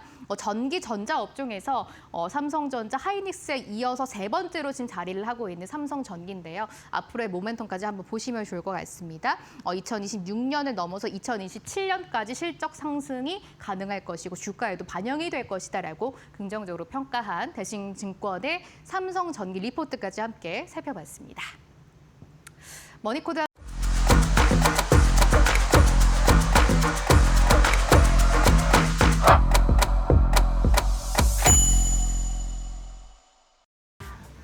삼성전자와 SK하이닉스 빠지는데 뭐든 떨어질 때 조정의 빌미가 되는 이유들이 있는데요. 마치 이런 부분이 기다렸듯 나왔습니다. 구글이 AI 기술을 내놨거든요. 근데 그런 부분에서 언급이 됐는데 터보 퀀트라는 부분입니다. 이 이슈가 나오면서 메모리 수요단에서 충격을 줄 가능성이 언급이 됐습니다. 그러면서 마이크론이 3% 이상 빠지기도 했고요. 그리고 샌디스크, 웨스턴 디지털, 시게이트, 스토리디 업종이 전반적으로 하락하는 흐름들이 있었는데 왜 그런지 살펴볼게요. 일단 구글에서 AI 압축 알고리즘 기술을 얘기를 한 건데 이게 쉽게 얘기해서 메모리가 AI 같은 걸 이제 만들어낼 때 메모리를 한 6분의 1 정도 쓰고도 성능이 비슷한 것을 결과적으로 구현해낼 수 있다라는 게 이제 기본 개념이거든요. 그렇다 보니까 지금 메모리 공급 사태 때문에 가격이 천차만별로 천정부지로 좀 치솟고 있는 상황인데 그러다 보니까 좀 저렴하게 메모리를 쓰면서도 뭔가 효과를 낼 수 있어. 약간 예전에 중국발 그 딥시크 약간 이런 부분도 연상이 되잖아요. 그러면서 전반적으로 투자 심리에 악영향을 미쳤다. 이렇게 보시면 될 것 같습니다. 그런 흐름들로 마이크론이 좀 떨어지는 흐름들이 있었고 마이크론은 이런 구글 터보 퀀트 이슈 외에도 재무 이슈 때문에 좀 떨어지는 흐름들이 있어서 연관성에 대해서 좀 설명해 드리도록 하겠습니다. 올해 만기가 돌아오는 선순위 채권 플러스해서 54억 달러 정도의 채권 매수 청구를 이제 시작하는데 이렇다 보니까 자금발 리스크, 그러니까 유동성 리스크가 일부 있습니다. 여러 가지 설비 투자도 앞두고 있는 상황이고 주주 환원 주주들이 원하겠죠. 그럼에도 불구하고 이런 이슈가 있다 보니까 동반 좀 떨어지는 흐름들 리스크가 됐다라는 점 말씀드리고요. 다음 페이지에서 보면은 이 구글 터보 퀀트에 대해서 부분 조금 더 살펴드리면 이게 이제 모건 스탠리에서 나온 그런 분석 리포트입니다. 자연스럽게 설명을 해드릴게요. 앞서서 메모리 수요 한 6분의 1 정도로 줄일 수 있다라는 가능성 언급드렸는데 그럼에도 불구하고 처리 속도는 8배 정도 향상되는 그런 결과를 얻을 수 있다라고 하면서 AI 비용이 지금 많이 들어가기 때문에 기업에서는 고충에 시달릴 수 있는데 전반적으로 AI 비용이 낮아지면서 기업 부담이 완화될 수 있는 요소라고 모건 스탠리에서는 언급을 했습니다. 그러면 자체적으로 단기 비용이 낮아질 가능성이 있는데 이런 것이 결과적으로 AI 시장은 커지게 할 수 있는 요인이 될 수 있다고는 판단을 하더라고요. 그러니까 AI 애플리케이션 수요 이런 부분 총수요입니다. 전반적으로 놀라가는 흐름들이 나타날 수 있고 여기도 제가 말씀드린 대로 중국 예전에 딥시크 모멘텀 이게 어떻게 보면 비용을 줄이면서도 비슷한 효과를 낼 수 있다는 가능성 때문에 당시 연휴에도 불구하고 딥시크 충격 때문에 대부분 이런 반도체주가 좀 타격을 받는 흐름들이 있었는데 그걸 좀 연상한다라는 언급도 있었습니다. 그런데 이거는 조금 더 지켜봐야 됩니다. 왜냐하면 이 기술은 아직 검증 단계입니다. 그리고 이러한 논문들이 예전에 나온 또 논문이다라는 얘기도 있더라고요. 그래서 그게 굉장히 탁월한 선택지였으면 미리미리 했을 걸 이런 얘기도 나오고요. 어쨌든 조금 더 봐야 하고 글로벌리 메모리 수요에 대한 혹시 우려가 있겠나 때문에 오늘 전반적으로 환율도 높고 이러한 리스크도 장기화되는 그런 흐름에서 삼성전자, SK하이닉스 눌리는 거니까 조금 더 자세한 분석이 필요한 부분이 아닐까 이렇게까지 정리를 하고요. 네, 환율이 오늘 1,507원까지 올랐습니다. 그렇다 보니까 외국인 매도세 나올 수밖에 없는 환경적인 요인 있고요. 그러다 보니까 당연히 반도체 관련주도 영향을 받을 수밖에 없습니다. 오늘 삼성전자가 장중에 외국인의 매도세가 225만 주 정도 나오고 있는 상황이고 SK하이닉스 8만 주 정도 외국인 매도 나옵니다. 그럼에도 불구하고 SK하이닉스를 보는 전망 괜찮았는데 이유는 미국 ADR 상장 이슈다. 이렇게 좀 표현해 볼 수 있을 것 같습니다. 물론 오늘 삼성전자, SK하이닉스, SK스퀘어 3에서 한 4% 정도 빠지고는 있습니다. 그 여력들 회복될 수 있는 모멘텀 얼마나 장착이 되어 있는지 확인해 보는 게 좀 중요할 것 같고요. 오늘 아침에 KB증권에서는 SK하이닉스 목표 주가를 유지를 했습니다. 170만 원입니다. 두 가지로 봤는데 메모리, 역시나 구조적인 전환 이런 이슈에 굉장히 선방할 것이다라는 가능성 언급했고 제가 말씀드린 미국 ADR 상장 이슈 이런 부분은 언급해서 자세하게 써놨습니다. 일단 미국 ADR 상장 이슈 같은 경우에 이게 된다면 글로벌리 패시브 자금이 많이 유입될 가능성이 있습니다. 그래서 외국 나가서 동등하게 경쟁해서 나아갈 수 있는 가능성이 있고 미국 증권거래위원회에 이미 ADR 상장 공모 등록을 신청했다라는 이슈 때문에 조금 더 탄력을 받을 그런 분위기가 있는 거고요. 지금 업체들에서 5년 동안 장기 계약, 공급 계약 이런 부분 맺으려고 하는 분들이 나타나고 있는데 GPU라고 해서 대표적으로 생각해보면 엔비디아, AMD 되겠습니다. 그리고 클라우드 서비스 업체, 구글, 아마존, 마이크로, 메타 이런 부분이 해당이 될 텐데 어쨌든 이런 업체들이 메모리를 지속적으로 필요로 하고 있는 상황이고요. 그렇다 보니까 잘 매집이 되면 그리고 우리가 또 상위권에 있다 보니까 빅테크 기업들과 AI 관련해서 초기부터 전략적으로 협력이 가능한 그런 부분입니다. 선택지 같은 경우에도 거의 우리랑 뭐 마이크론 정도 이런 부분이 있으니까 그런 연상해 보시면 될 것 같고요. 지금 메모리 사업이 구조적으로 전환됐다라는 얘기를 많이 하는데 메모리는 이미 파운드리 형 사업이 됐습니다. 그러니까 이러한 업체들이 우리나라 삼성전자, SK하이닉스한테 메모리 만들어 달라고 하면 우리나라에서 메모리를 이제 만들어 준 건데 그게 바로 이제 파운드리잖아요. 그래서 이런 단어를 쓰는 듯합니다.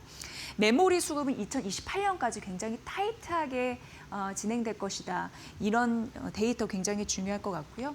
그래서 KB증권에서는 지속해서 이런 반도체 메모리 수급 그리고 공급 차원의 이슈 써 내려가고 있는 것 같은데 말씀드리는 거고 올해 영업이익은 역시나 1년 사이 275% 성장한 177조 원 정도 전망하니까 지금 펀더멘탈 흔들리지는 않았습니다. 이 점을 강조해드리고 싶어서 가져왔고요.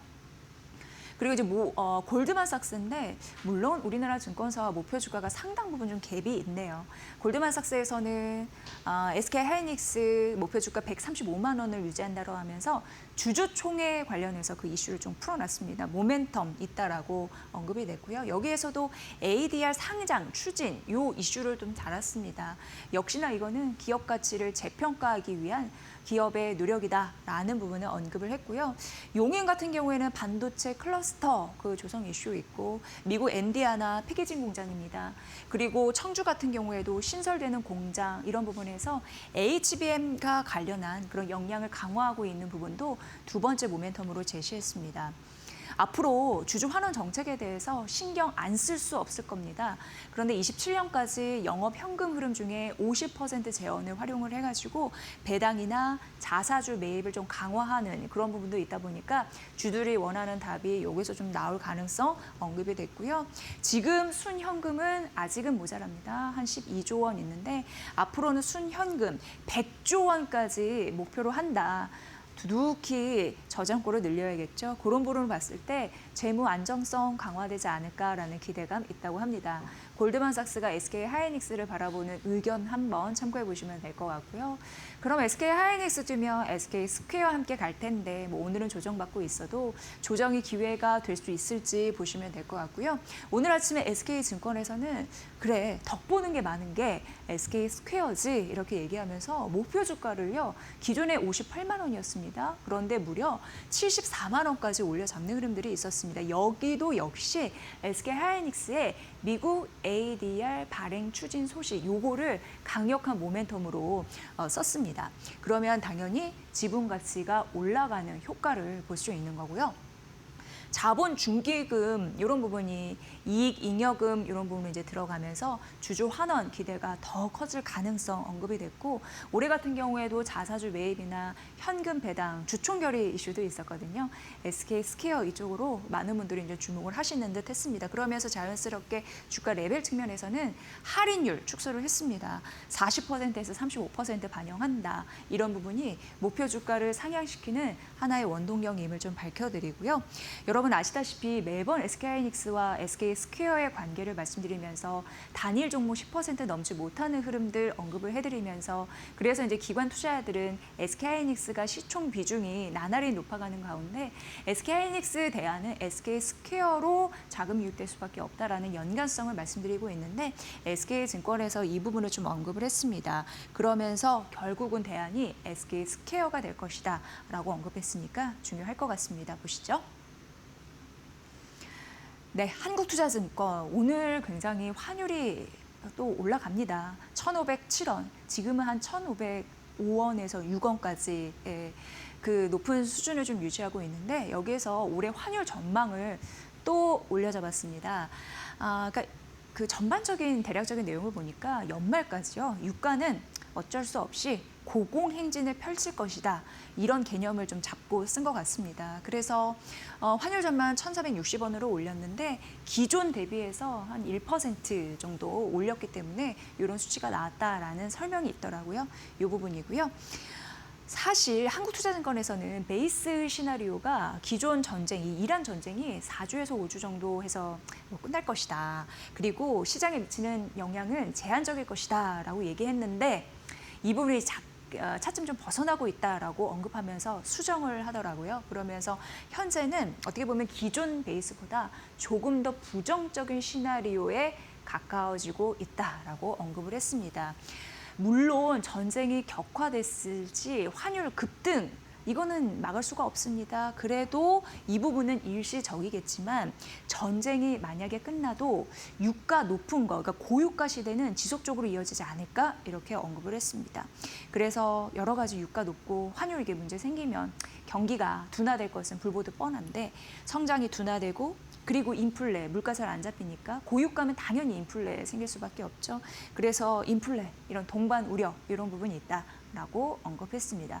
경제를 잇는 굉장히 중요한 그런 부분인데 환율에서도 그런 부분 좀 보시고요.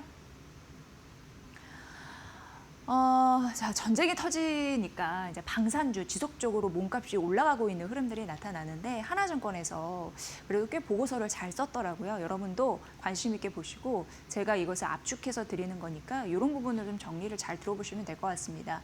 일단 가장 중요한 건 탑픽이 뭘까 이 부분이시잖아요. 그래서 그 부분부터 말씀드리면 한국항공우주와 대한항공 되겠습니다. 한국항공우주는 목표 주가 23만 원이고요. 대한항공은 32,000원까지 올라갈 가능성이 있다라고 언급을 했습니다. 한국항공우주는 차세대 전투기예요. KF-21 이게 내수 양산이 이제 본격화되면서 실적이 안정적으로 위로 올라가는 방향 이걸 기를 것이다라고 가능성 얘기했고요. 이러다 보면은 28년까지 실적 성장이 되는데 계당식으로 이게 바로 이제 안정적으로 올라가는 거겠죠. 괜찮은 흐름들 보일 것이다라고 언급을 했습니다. 대한항공 같은 경우에는 지금 무인기 플랫폼 이런 부분에 대해서 굉장히 다양한데 국내에서는 이쪽에서 최고이라고 합니다. 그리고 여기는 무엇보다도 사람 싣고 가죠. 화물 이런 이슈도 있죠. 방산 드론 이런 역량이 국내 탑티어라고 합니다. 그래서 결정적인 경쟁력이 이쪽에 있다라고 언급을 했습니다. 우리나라가 여기 제목을 보시면요. 26년간 정말 고생했거든요. 열정적으로 일했습니다. 그래서 드디어 올해 세계 8번째로 초음속 전투기 개발 국가가 됩니다. 그런 흐름에서 살펴보면 이제 4세대 전투기를 만들 수 있는 국가는 단 7개 국가밖에 없거든요. 그리고 5세대 전투기 제작 가능한 국가가 미국, 중국, 러시아 이 정도가 있습니다. 이게 어떻게 보면은 진입 장벽이 굉장히 높습니다. 왜냐하면 기술력으로 승부해야 하기 때문에 그래서 그런 부분으로 봤을 때 진입 장벽이 높은데 우리나라 이런 부분에서 훨씬 기업 쪽에서도 높아질 수 있는 가치 이런 부분이 장착되어 있다는 거 중요하게 보더라고요. 하나증권에서는 전반적으로 K방산의 매력도를 언급을 했습니다. 그걸 세 가지로 나눠서 좀 설명해 드릴게요. 첫 번째는 양산입니다. 올해부터 이제 앞에서 KF22 이 꿈이 반드시 이루어져야 된다라고 언급이 됐는데 이제 하나증권의 리포트 내용이었거든요. 근데 올해부터 이제 전투기 납품이 본격화되는데 노후 늙은 전투기들 이런 부분이 싹 바꿔지게 됩니다. 그러면은 훨씬 이제 실적 부분에서 숨통이 트이면서 매출에 도움이 될 수 있는 영역들이 나오고요. 그리고 수출 이런 부분도 이제 중동 리스크 막 터지면서 뭐 납기도 빠르고 가격 경쟁력도 있고 성능도 거의 완벽한 K 방산 무기 눈여겨보게 될 텐데 그런 흐름에서 지속적으로 수출 경쟁력 높아질 수밖에 없는 상황입니다. 그리고 앞으로 우리가 그 이란 전쟁에서도 봤듯이 드론 이런 부분, 그러니까 사람이 타지 않는 무인 이런 부분에 대해서 관심이 굉장히 높아지고 있고 이게 전략적으로도 앞으로 더 활용될 가능성이 굉장히 높아지고 있는 상황에서 유인과 무인, 이 결합 작전 이런 부분이 조금 더 초고속화되지 않을까라는 그런 전쟁 시나리오 그려볼 수밖에 없는데 지금 미국과 유럽 같은 경우에는 유인 그리고 무인 이렇게 통합해서 공중전 체계 개발을 하고 있는 상황입니다. 이런 상황에서 KF-21 차세대 전투기 같은 경우에는요. 이런 부분 복합 전투 이런 부분에 대해서 체계가 적용될 가능성도 있어서 앞으로 이런 부분의 활로가 활짝 열린다면 훨씬 기업 가치가 올라갈 수 있는 가능성이 있다라는 언급이니까 앞으로 K방산 특히 앞서서 말씀드린 그런 종목들 잘 눈여겨보시면 될 것 같습니다. 알테오제, 뭐 그동안 많이 빠졌다가 뭐 어려움도 있었고 고난도 있었습니다. 그런데 오늘 장중에 한 12% 오르는 흐름들이 나타났고요. 그 장중 고점보다는 상승폭이 약간 둔화됐습니다만 새로운 고객사가 지속적으로 나오고 있는 상황입니다. 그렇기 때문에 하나증권에서는 긍정적으로 바라봤고 알테오젠이 좀 많이 밀렸습니다. 코스닥은 4위까지 내려왔나요? 근데 다시금 코스닥 1등 자리를 노리고 있다라고 언급이 되고 있는 상황입니다. 그러니까 목표 주가를 깎을 이유가 없겠죠.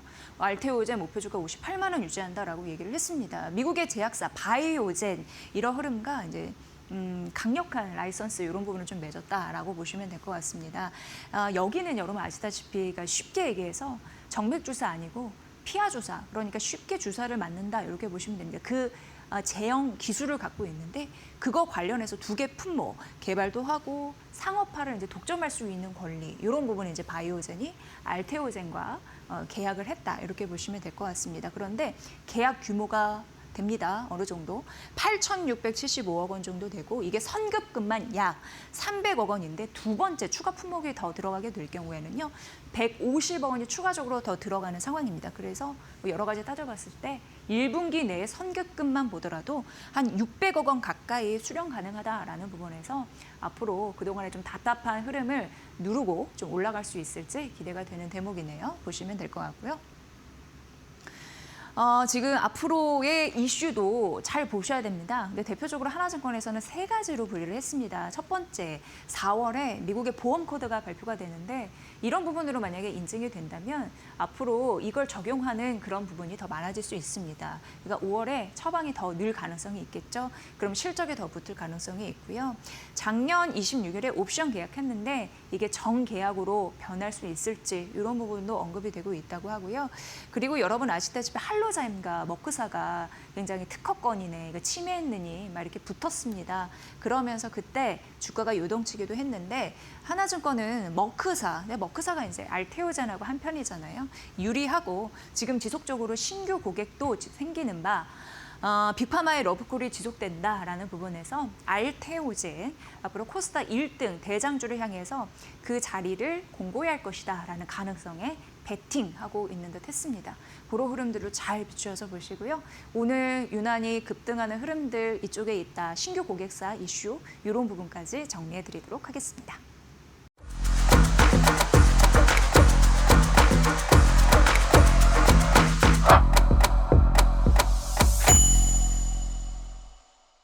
이 이슈 때문에 그런 거죠. 전반적으로 뉴욕 증시도 이 때문에 타격을 입었고 고스란히 우리 시장도 이 거친 파도 안에 있는 상황입니다. 구글의 터보 퀀트에 대해서 굉장히 메모리 관련해서 투자하신 분들 관심 많으시더라고요. 어제 머니코드에서도 구글 퀀트에 대해서 말씀해 주셨는데 관심 가져주셨습니다. 그런데 오늘 이게 뉴욕 증시에서도 고스란히 반영이 된 흐름들이 나타나더라고요. 대표적으로 엔비디아입니다. 엔비디아가 4% 이상 추락을 했습니다. 그런데 이 외에도 뉴욕대 교수이자 그리고 기술 전문 평론가가 있는데요. AI 관련해서 너무 지금 기대에 들떠 있다라고 하면서 엔비디아를 중심으로 해서 대형 기술주들이 70% 이상 폭락할 가능성이 있다. 이런 언급을 또 했습니다. 그러다 보니까 전반적으로 투심이 위축되는 흐름들이 나타났고요. AMD와 인텔 같은 경우에는 전날 같은 경우에는 CPU 가격 인상 관련, 급등 관련해서 좀 긍정적인 매기가 쏠렸습니다만 역시나 구글 터보 퀀트 AI 신기술입니다. 이런 흐름 때문에 영향을 미치면서 전반적으로 떨어뜨리는 흐름들이 있었고 브로드컴 그리고 TSMC 하락을 했는데 이러다 보니까 필라델피아 반도체 지수 전반적으로 좀 무거운 흐름 있었다라는 부분입니다. 마이크론 대표적이죠. 한 7% 가깝게 떨어졌는데 역시나 AI 신기술 이런 부분이 나오면서 이게 다시 한번 좀 정리해드리면 메모리를 적게 쓰면서도 비슷한 성능을 구현하니까 혹시 메모리 반도체 안 쓰는 거 아니야? 라는 우려감이 있었고 그런 흐름에서 수익 기대가 좀 약화됐다. 지속적으로 연 이틀 영향을 미치는 흐름들이 나타나네요. 그러면서 스토리지 기업들이죠. 샌디스크도 11% 넘게 떨어지고 웨스턴 디지털, 시게이트 모두 전반적으로 하락하는 흐름들이 있었습니다. 그리고 반도체 보안법 리스크 이런 부분도 조금 더 부각되면서 찬물을 끼얹었거든요. 대표적으로 슈퍼마이크로 컴퓨터가 되겠습니다. 7.6% 이상 급락했으니까 그러니까 중국의 서버를 얘기도 안 하고 대량으로 팔았네. 근데 이거 증권사기법 아니냐 이러면서 이제 소송 이슈가 있었고요. 전반적으로 무겁게 하는 그런 이슈였고 그러다 보니까 반도체 단의 장비주들도 떨어지는 흐름들이 고스란히 나타났다라는 점에서 관련 종목들도 적어놨습니다. 근데 사실 이제 터보 퀀트는 이후에서 조금 더 살펴드릴 거지만 오늘 결정적으로 시장이 안 좋았던 이유는 금리 급등 이 부분이 아닐까 싶습니다. 국제금리가 4.4%를 이제 돌파하고 있는 상황이고 이러면서 금리 인상에 대한 우려, 금리 인하는 물 건너갔다. 유동성 굉장히 목말라하고 있는 시장에 유동성이 팍 쪼그라드는 것이 아니냐라는 우려감이 전반적으로 나타나면서 반도체뿐만 아니라 유동성에 민감하게 반응하는 종목들이 줄줄이 떨어졌다. 이렇게 표현해 볼 수 있을 것 같습니다. 물가 상승 압력 그걸 대변하는 거고요. 그러면서 시장에서 전반적으로 정리해 보면 AI 그래 괜찮을 거야. 1조 시대 될 거지. 이런 부분으로 기대감은 있습니다만 과연 이런 기업들이 실적이 지속적으로 잘 나올 수 있을지 그리고 AI 시대에는 살아남아야 된다고 하는데 과연 막대한 투자금을 쓸 텐데 현금은 과연 있는 건가? 이렇게 물가 압력 그러면은 고금리 시대가 이어질 텐데 그런 투자에 대한 빚 관리는 과연 할 수 있는 건가에 대한 우려감은 지속적으로 있었다라고 얘기가 될 것 같고요. 간밤 이제 테슬라를 보면 또 알 수 있습니다. 테슬라 떨어져서 됐거든요.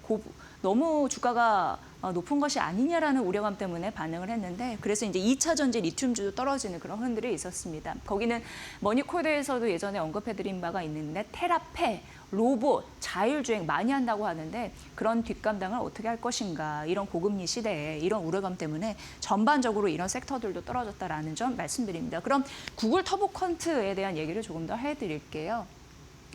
지금 우리가 AI 시대에 학습과 추론으로 넘어가면서 연산이 많이 증가할 것이다. 왜냐하면 우리가 뭐 챗GPT나 구글 제미나이와 대화할 때 굉장히 많은 대화를 하잖아요. 그러면 AI 측면에서는 우리가 대화하는 내용들을 차곡차곡 많이 저장을 해야 됩니다. 메모리 수요 이런 부분으로 많이 급증할 가능성. 그러면서 가격도 함께 튀는. 왜냐하면 메모리를 공급해주는 기업 입장에서 삼성전자, SK하이닉스에서 갑의 입장인데 가격도 덩달아가면서 올라가는 구조 이런 부분에 대해서 긍정적인 매가 지속적으로 나오고 실적단에서도 받쳐주고 그러면서 증권사에서 목표 주가를 올리는 흐름들이 지속적으로 있었는데요. 하지만 이런 구조가 구글 터보 퀀트 이런 AI 기술이 나타나면서 깨지는 것이 아닌가라는 우려가 있으면서 시장이 지금 전반적으로 굉장히 많이 쫄았다, 위축됐다라는 점을 좀 말씀드립니다. 그런데 하나같이 결론적으로 말씀드리면 국내 증권사에서는 구글 터보 퀀트 AI 신기술에 대해서 크게 걱정하지 않아도 된다라는 얘기를 했거든요. 그걸 좀 풀어드리도록 하겠습니다. KB증권입니다. 이게 어떻게 보면은 우리가 이제 AI와 대화할 때 AI가 여러 가지 이제 기억하는 그런 공간이 있다라고 했는데 결국 터보 퀀터라는 거는 데이터를 굉장히 적게 쓴다라는 느낌입니다. 왜냐하면 메모리를 적게 쓰면서도 같은 성능을 구현하는 건데 쉽게 얘기해서 그 메모 쪽지를 굉장히 글씨를 적게 작게 쓴다, 작게 쓴다고 생각을 하면 됩니다. 그러니까 메모리 공간을 축소를 시키는 거죠. 그런 흐름으로 보시면 되는데, 그런데 그거는 메모리를, 그러니까 기억을 하는 그런 공간, 그런 부분만 축소를 하는 거지, 사실상 AI 모델을 자체적으로 올리고 그리고 학습하는 모델에 있어서는 메모리에 큰 영향이 없을 것이다, 이렇게 언급을 했습니다. 그리고 지금 비용이 떨어지는 것에서 우려를 하고 있는데 그렇지 않다. 오히려 수요가 급증할 가능성이 있다라고 언급을 했거든요. 그 이유는 이렇게 기술이 발전이 되더라도 더 길고 복잡한 대화가 앞으로 처리가 가능하다라는 얘기가 되는 거고요. AI 에이전트 시대에 여러 가지 AI들이 동시에 복잡 다단한 그런 흐름들이 구현될 가능성이 많다라는 부분입니다. 그리고 이렇게 된다면 서버가 아니라 자체 내가 가지고 있는 기기에서도 앞으로 뭐 스마트폰이나 PC가 되겠지만 이런 부분으로 AI가 확대될 것이다라는 가능성. 이렇기 때문에 전반적으로 이게 AI 수요, 그러니까 메모리 반도체의 수요를 메모리 반도체는 안 쓸 건 아니다, 더 많이 쓸 것이다라는 가능성 언급이 된 거니까 큰 문제가 없다라고 얘기를 한 겁니다.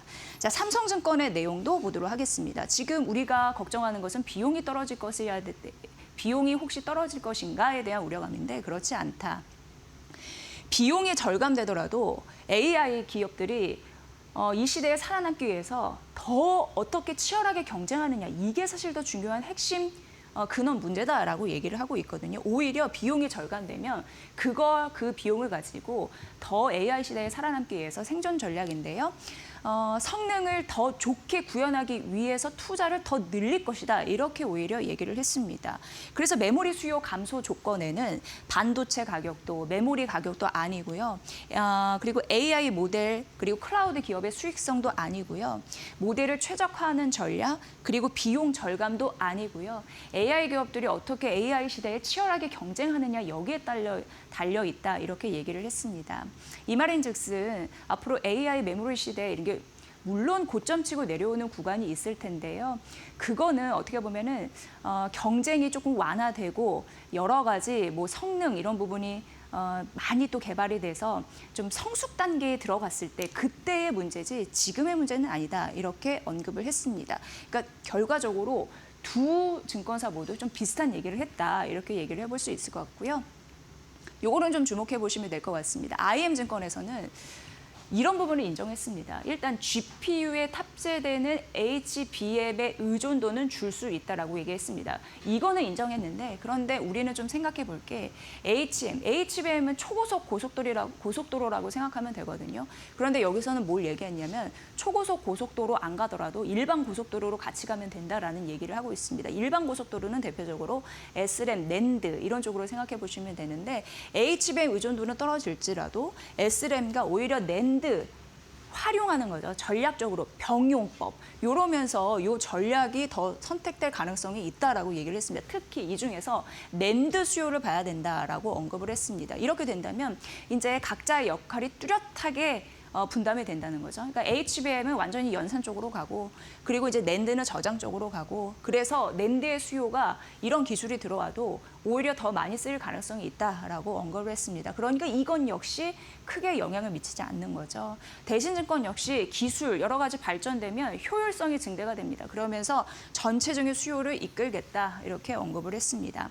그리고 이런 터보컨트 기술 같은 경우는요, 1년 전에 이미 논문에서도 언급된 바가 있다. 어제도 머니코드에서 잠시 언급해드렸습니다. 그리고 산업에 본격적으로 적용될 그런 부분이 있는데 아직까지는 검증이 지속적으로 필요한 그런 기술이다라고 언급이 있었고요. 딥시크 자꾸 떠오르시는 분들이 있는데 당시 딥시크 충격은 물론 있었습니다. 그때도 기업들이 비용 효율화 해가지고 다른 건 안 쓸 것이다, 이쪽으로 조금 더 기울일 것이다라고 했지만 지금 와서 생각해보면 전체적으로 AI 시장의 판이 굉장히 넓어졌다라는 걸 우리는 느낄 수 있습니다. 그래서 이런 이슈, 딥시크 가치는 생각할 필요가 없다라는 게 주요 증권사의 골자였습니다. 이런 흐름으로 메모리 수요에 따른 크게 영향은 없을 것 같은데, 사실 그럼 오늘 삼성전자와 SK하이닉스는 왜 빠졌냐, 이런 흐름으로 봤을 때 결국 금리 급등에 따른 불안감, 이런 부분이 더 작용했을 가능성이 있다라는 데 무게추를 좀 두실 필요도 있지 않을까라는 전문가의 의견이 있으니까 이 부분도 좀 참고해 보시면 될 것 같습니다. 왜냐하면 기업들이 성장하기 위해서는 지속적으로 투자해야 되는데 금리가 지속적으로 오르면 빚 부담이 커지는 거거든요. 그에 따른 신용 경색 우려, 이런 부분 때문에 삼성이나 뭐 SK나 전반적으로 우리 시장이 그래서 떨어지지 않았나 이런 의견이 있으니까 참고해 보시면 될 것 같습니다. 구글 터보컨트 이런 AI 신기술 관련해서는 지속적으로 잡음이 생길 수 있는데 머니코드에서 발빠르게 전해드리도록 하겠습니다. 오늘 뭐 전반적인 분위기를 보면 결국 이란의 전쟁 리스크 이게 시장을 좀 짓누르고 있다 이렇게 표현을 해볼 수 있을 것 같습니다. 물론 이란 리스크 지속적으로 터지면서 우리 시장은 일희일비하는 모습을 보이고 있는데요. 이런 장세에 우리가 꼭 준비해야 될 상황이 있다라고 하는데 한국투자증권의 리포트부터 또 이어가 보도록 하겠습니다.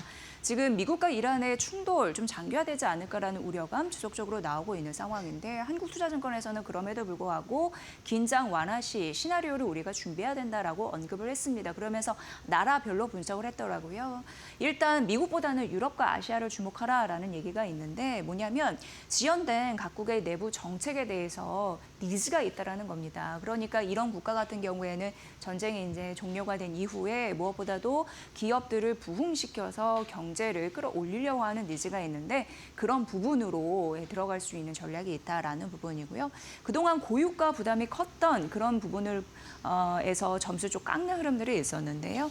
그 누가 더 많이 깎였냐 그런 부분에서 저가 매수세가 유입될 가능성 그런 부분을 보면 유럽과 아시아 쪽이다라고 언급이 되고 있는 상황입니다. 미국 또한 뭐 유럽과 아시아 대비해서는 뒷전에 있습니다만 사실 미국에서도 중대한 과제가 있죠. 그래서 2분기 안에 일단 외부 숙제를 해결해야지 미국의 중간 선거 트럼프 대통령이 굉장히 중요하게 하고 있는 그런 잣대입니다. 그런 부분을 봤을 때 외부 숙제 해결해야지 이제 내부 숙제 해결할 수 있습니다. 그런 부분에서 봤을 때 미국 그 다음이니까 이 부분 보시고요.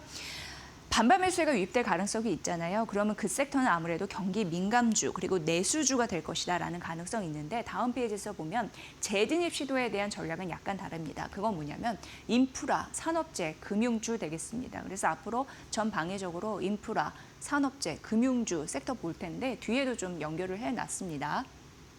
일단 이 섹터 같은 경우에는 뭐 3월에 큰 폭의 조정이 있었습니다. 왜냐하면 그 전에 반등하는 흐름들이 좀 꽤 컸죠. 그리고 미국 은행의 대출 규제 완화에 대한 수혜 이런 부분도 입을 수 있으니까 함께 모멘텀으로 보시면 될 것 같습니다. 그렇다면 중장기적으로는 역시나 IT 업종이 되지 않을까라는 생각이 드는데 미중 정상회담 이런 이슈도 생각하셔야 됩니다. 이를 앞두고 정책 불확실성이 커지고 있는 와중에 그래도 안정적인 선택지는 실적입니다. 실적 개선 이런 부분에 대해서 앞으로 그 가치가 높아질 가능성이 있기 때문에 IT 업종을 끊임없이 봐야 된다라는 섹터니까 이 부분 보시고요.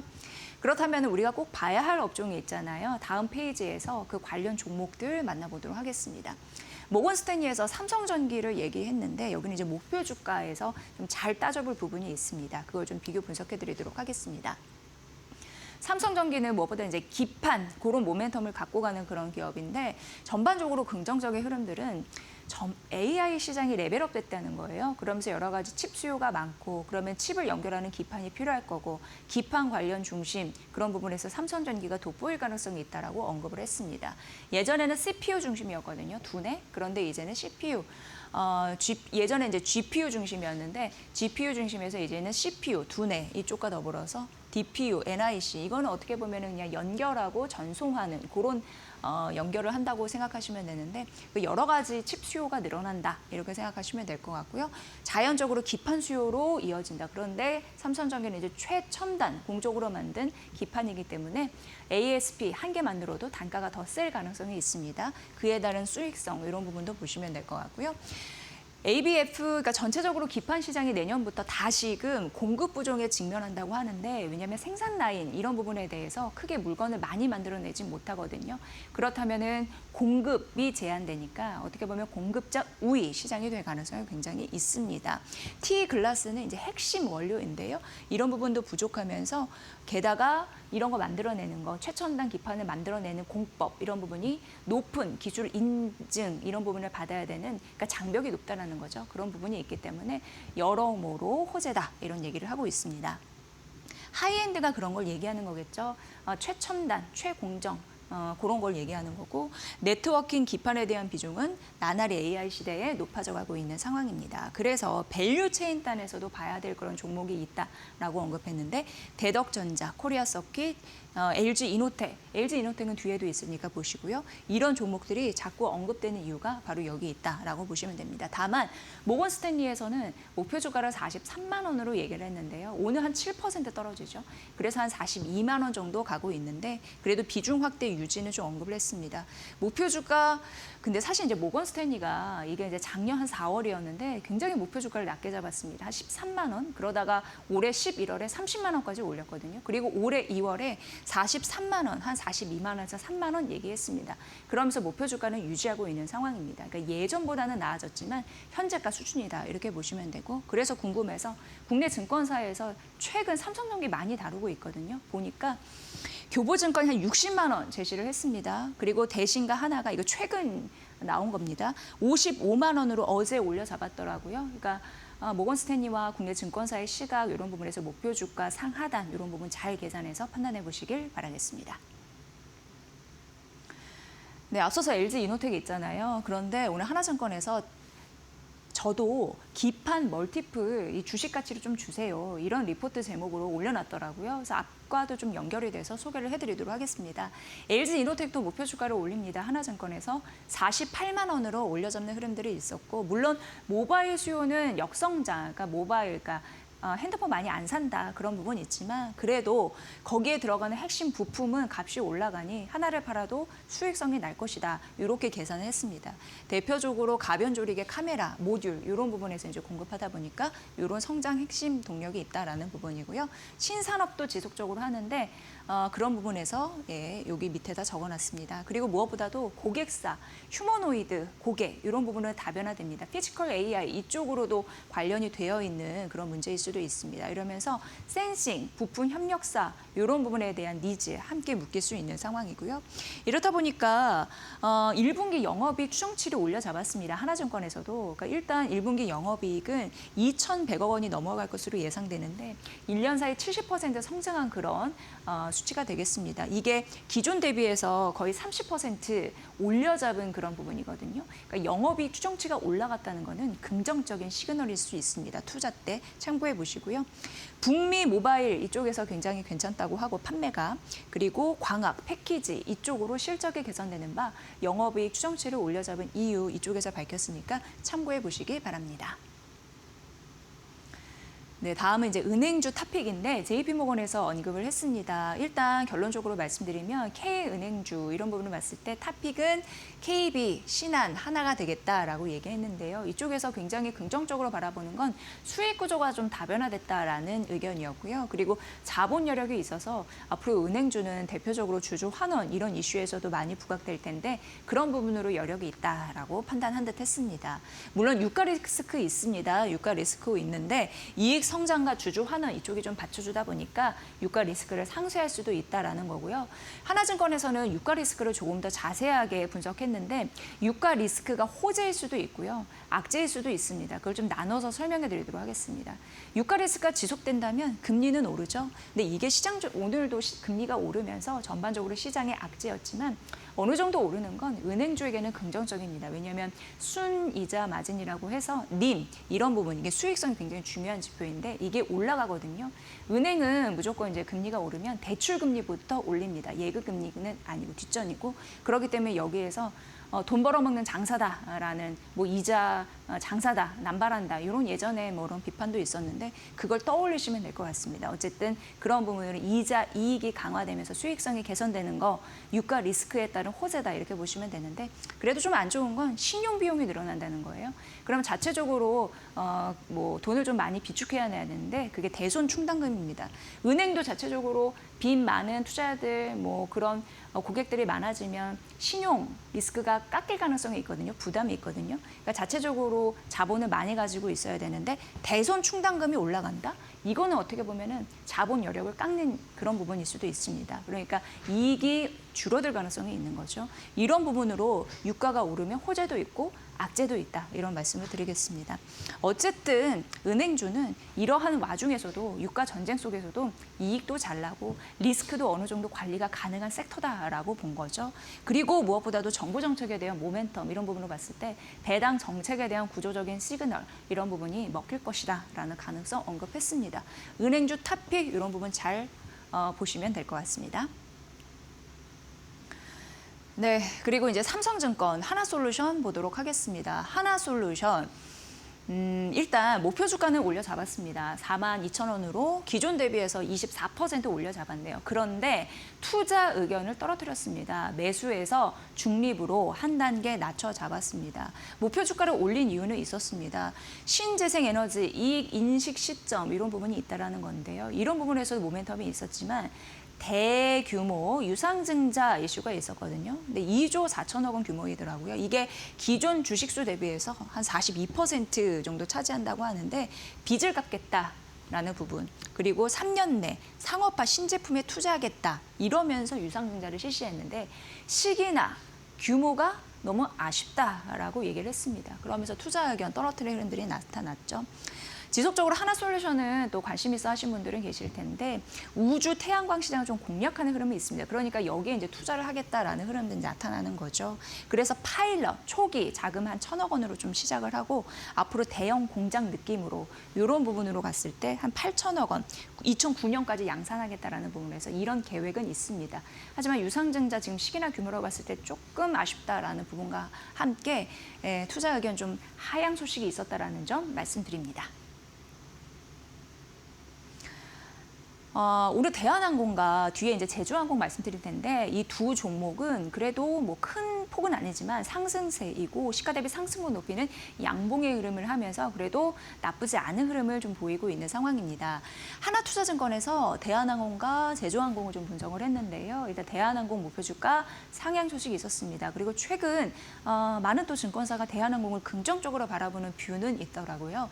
하나투자증권은 목표가 32,000원으로 제시했는데 대부분 보니까 31,000원, 32,000원 요 선에서 목표 주가 밴드가 형성이 되어 있더라고요.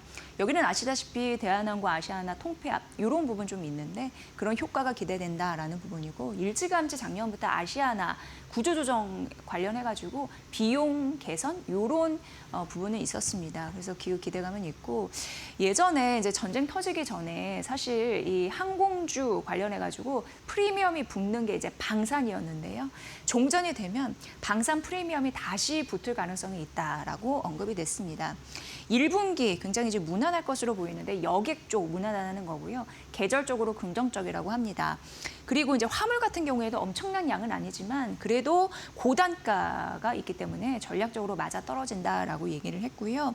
2분기 유가 상승 부담은 있습니다. 하지만 외화 매출 벌이로 이 부분을 좀 상쇄 가능하다라고 하면서 리스크가 제한적인 것을 좀 밝혀놨습니다. 하반기 같은 경우에는 통합 요거 이제 이슈 병합 요 이슈와 더불어서 방산 모멘텀이 집중될 거라서 또 긍정적이라고 하네요. 대한항공 목표 주가 상향 소식 알려드리면서 다음 페이지 하나 더 언급해드리도록 하겠습니다. 하나투자증권은 기본적으로 LCC는 그렇게 매력적으로 보지 않는데요. 그럼에도 불구하고 제주항공을 얘기한 이유는 있습니다. 일단 앞서서 이제 대한항공이 거의 뭐 탑픽이라고 보시면 되고 차 선호주는 제주항공이다 이렇게 보시면 됩니다. 목표 주가와 투자 의견 둘 다 올려 잡았습니다. 목표 주가 6,500원으로 올려 잡았고 투자 의견 역시 매수로 올려 잡았습니다. LCC 업황은 부정적이나 제주항공 자체적으로는 체력이 긍정적이라고 얘기를 했고요. 매크로 변동성이 확대되고 있는 와중에도 구조조정 이후에 점유율을 확대해 나갈 수 있는 가능성을 언급을 했습니다. 최근 주가가 많이 떨어졌는데 너무 많이 떨어졌다. 그래서 반등의 여력이 더 탄력적으로 나올 가능성이 있다라는 언급이었습니다. 이 부분까지 참고해 보시면 될 것 같습니다. 앞으로 이 비행 관련주들이 올라갈 수 있을지 그 여력 잘 챙겨보세요.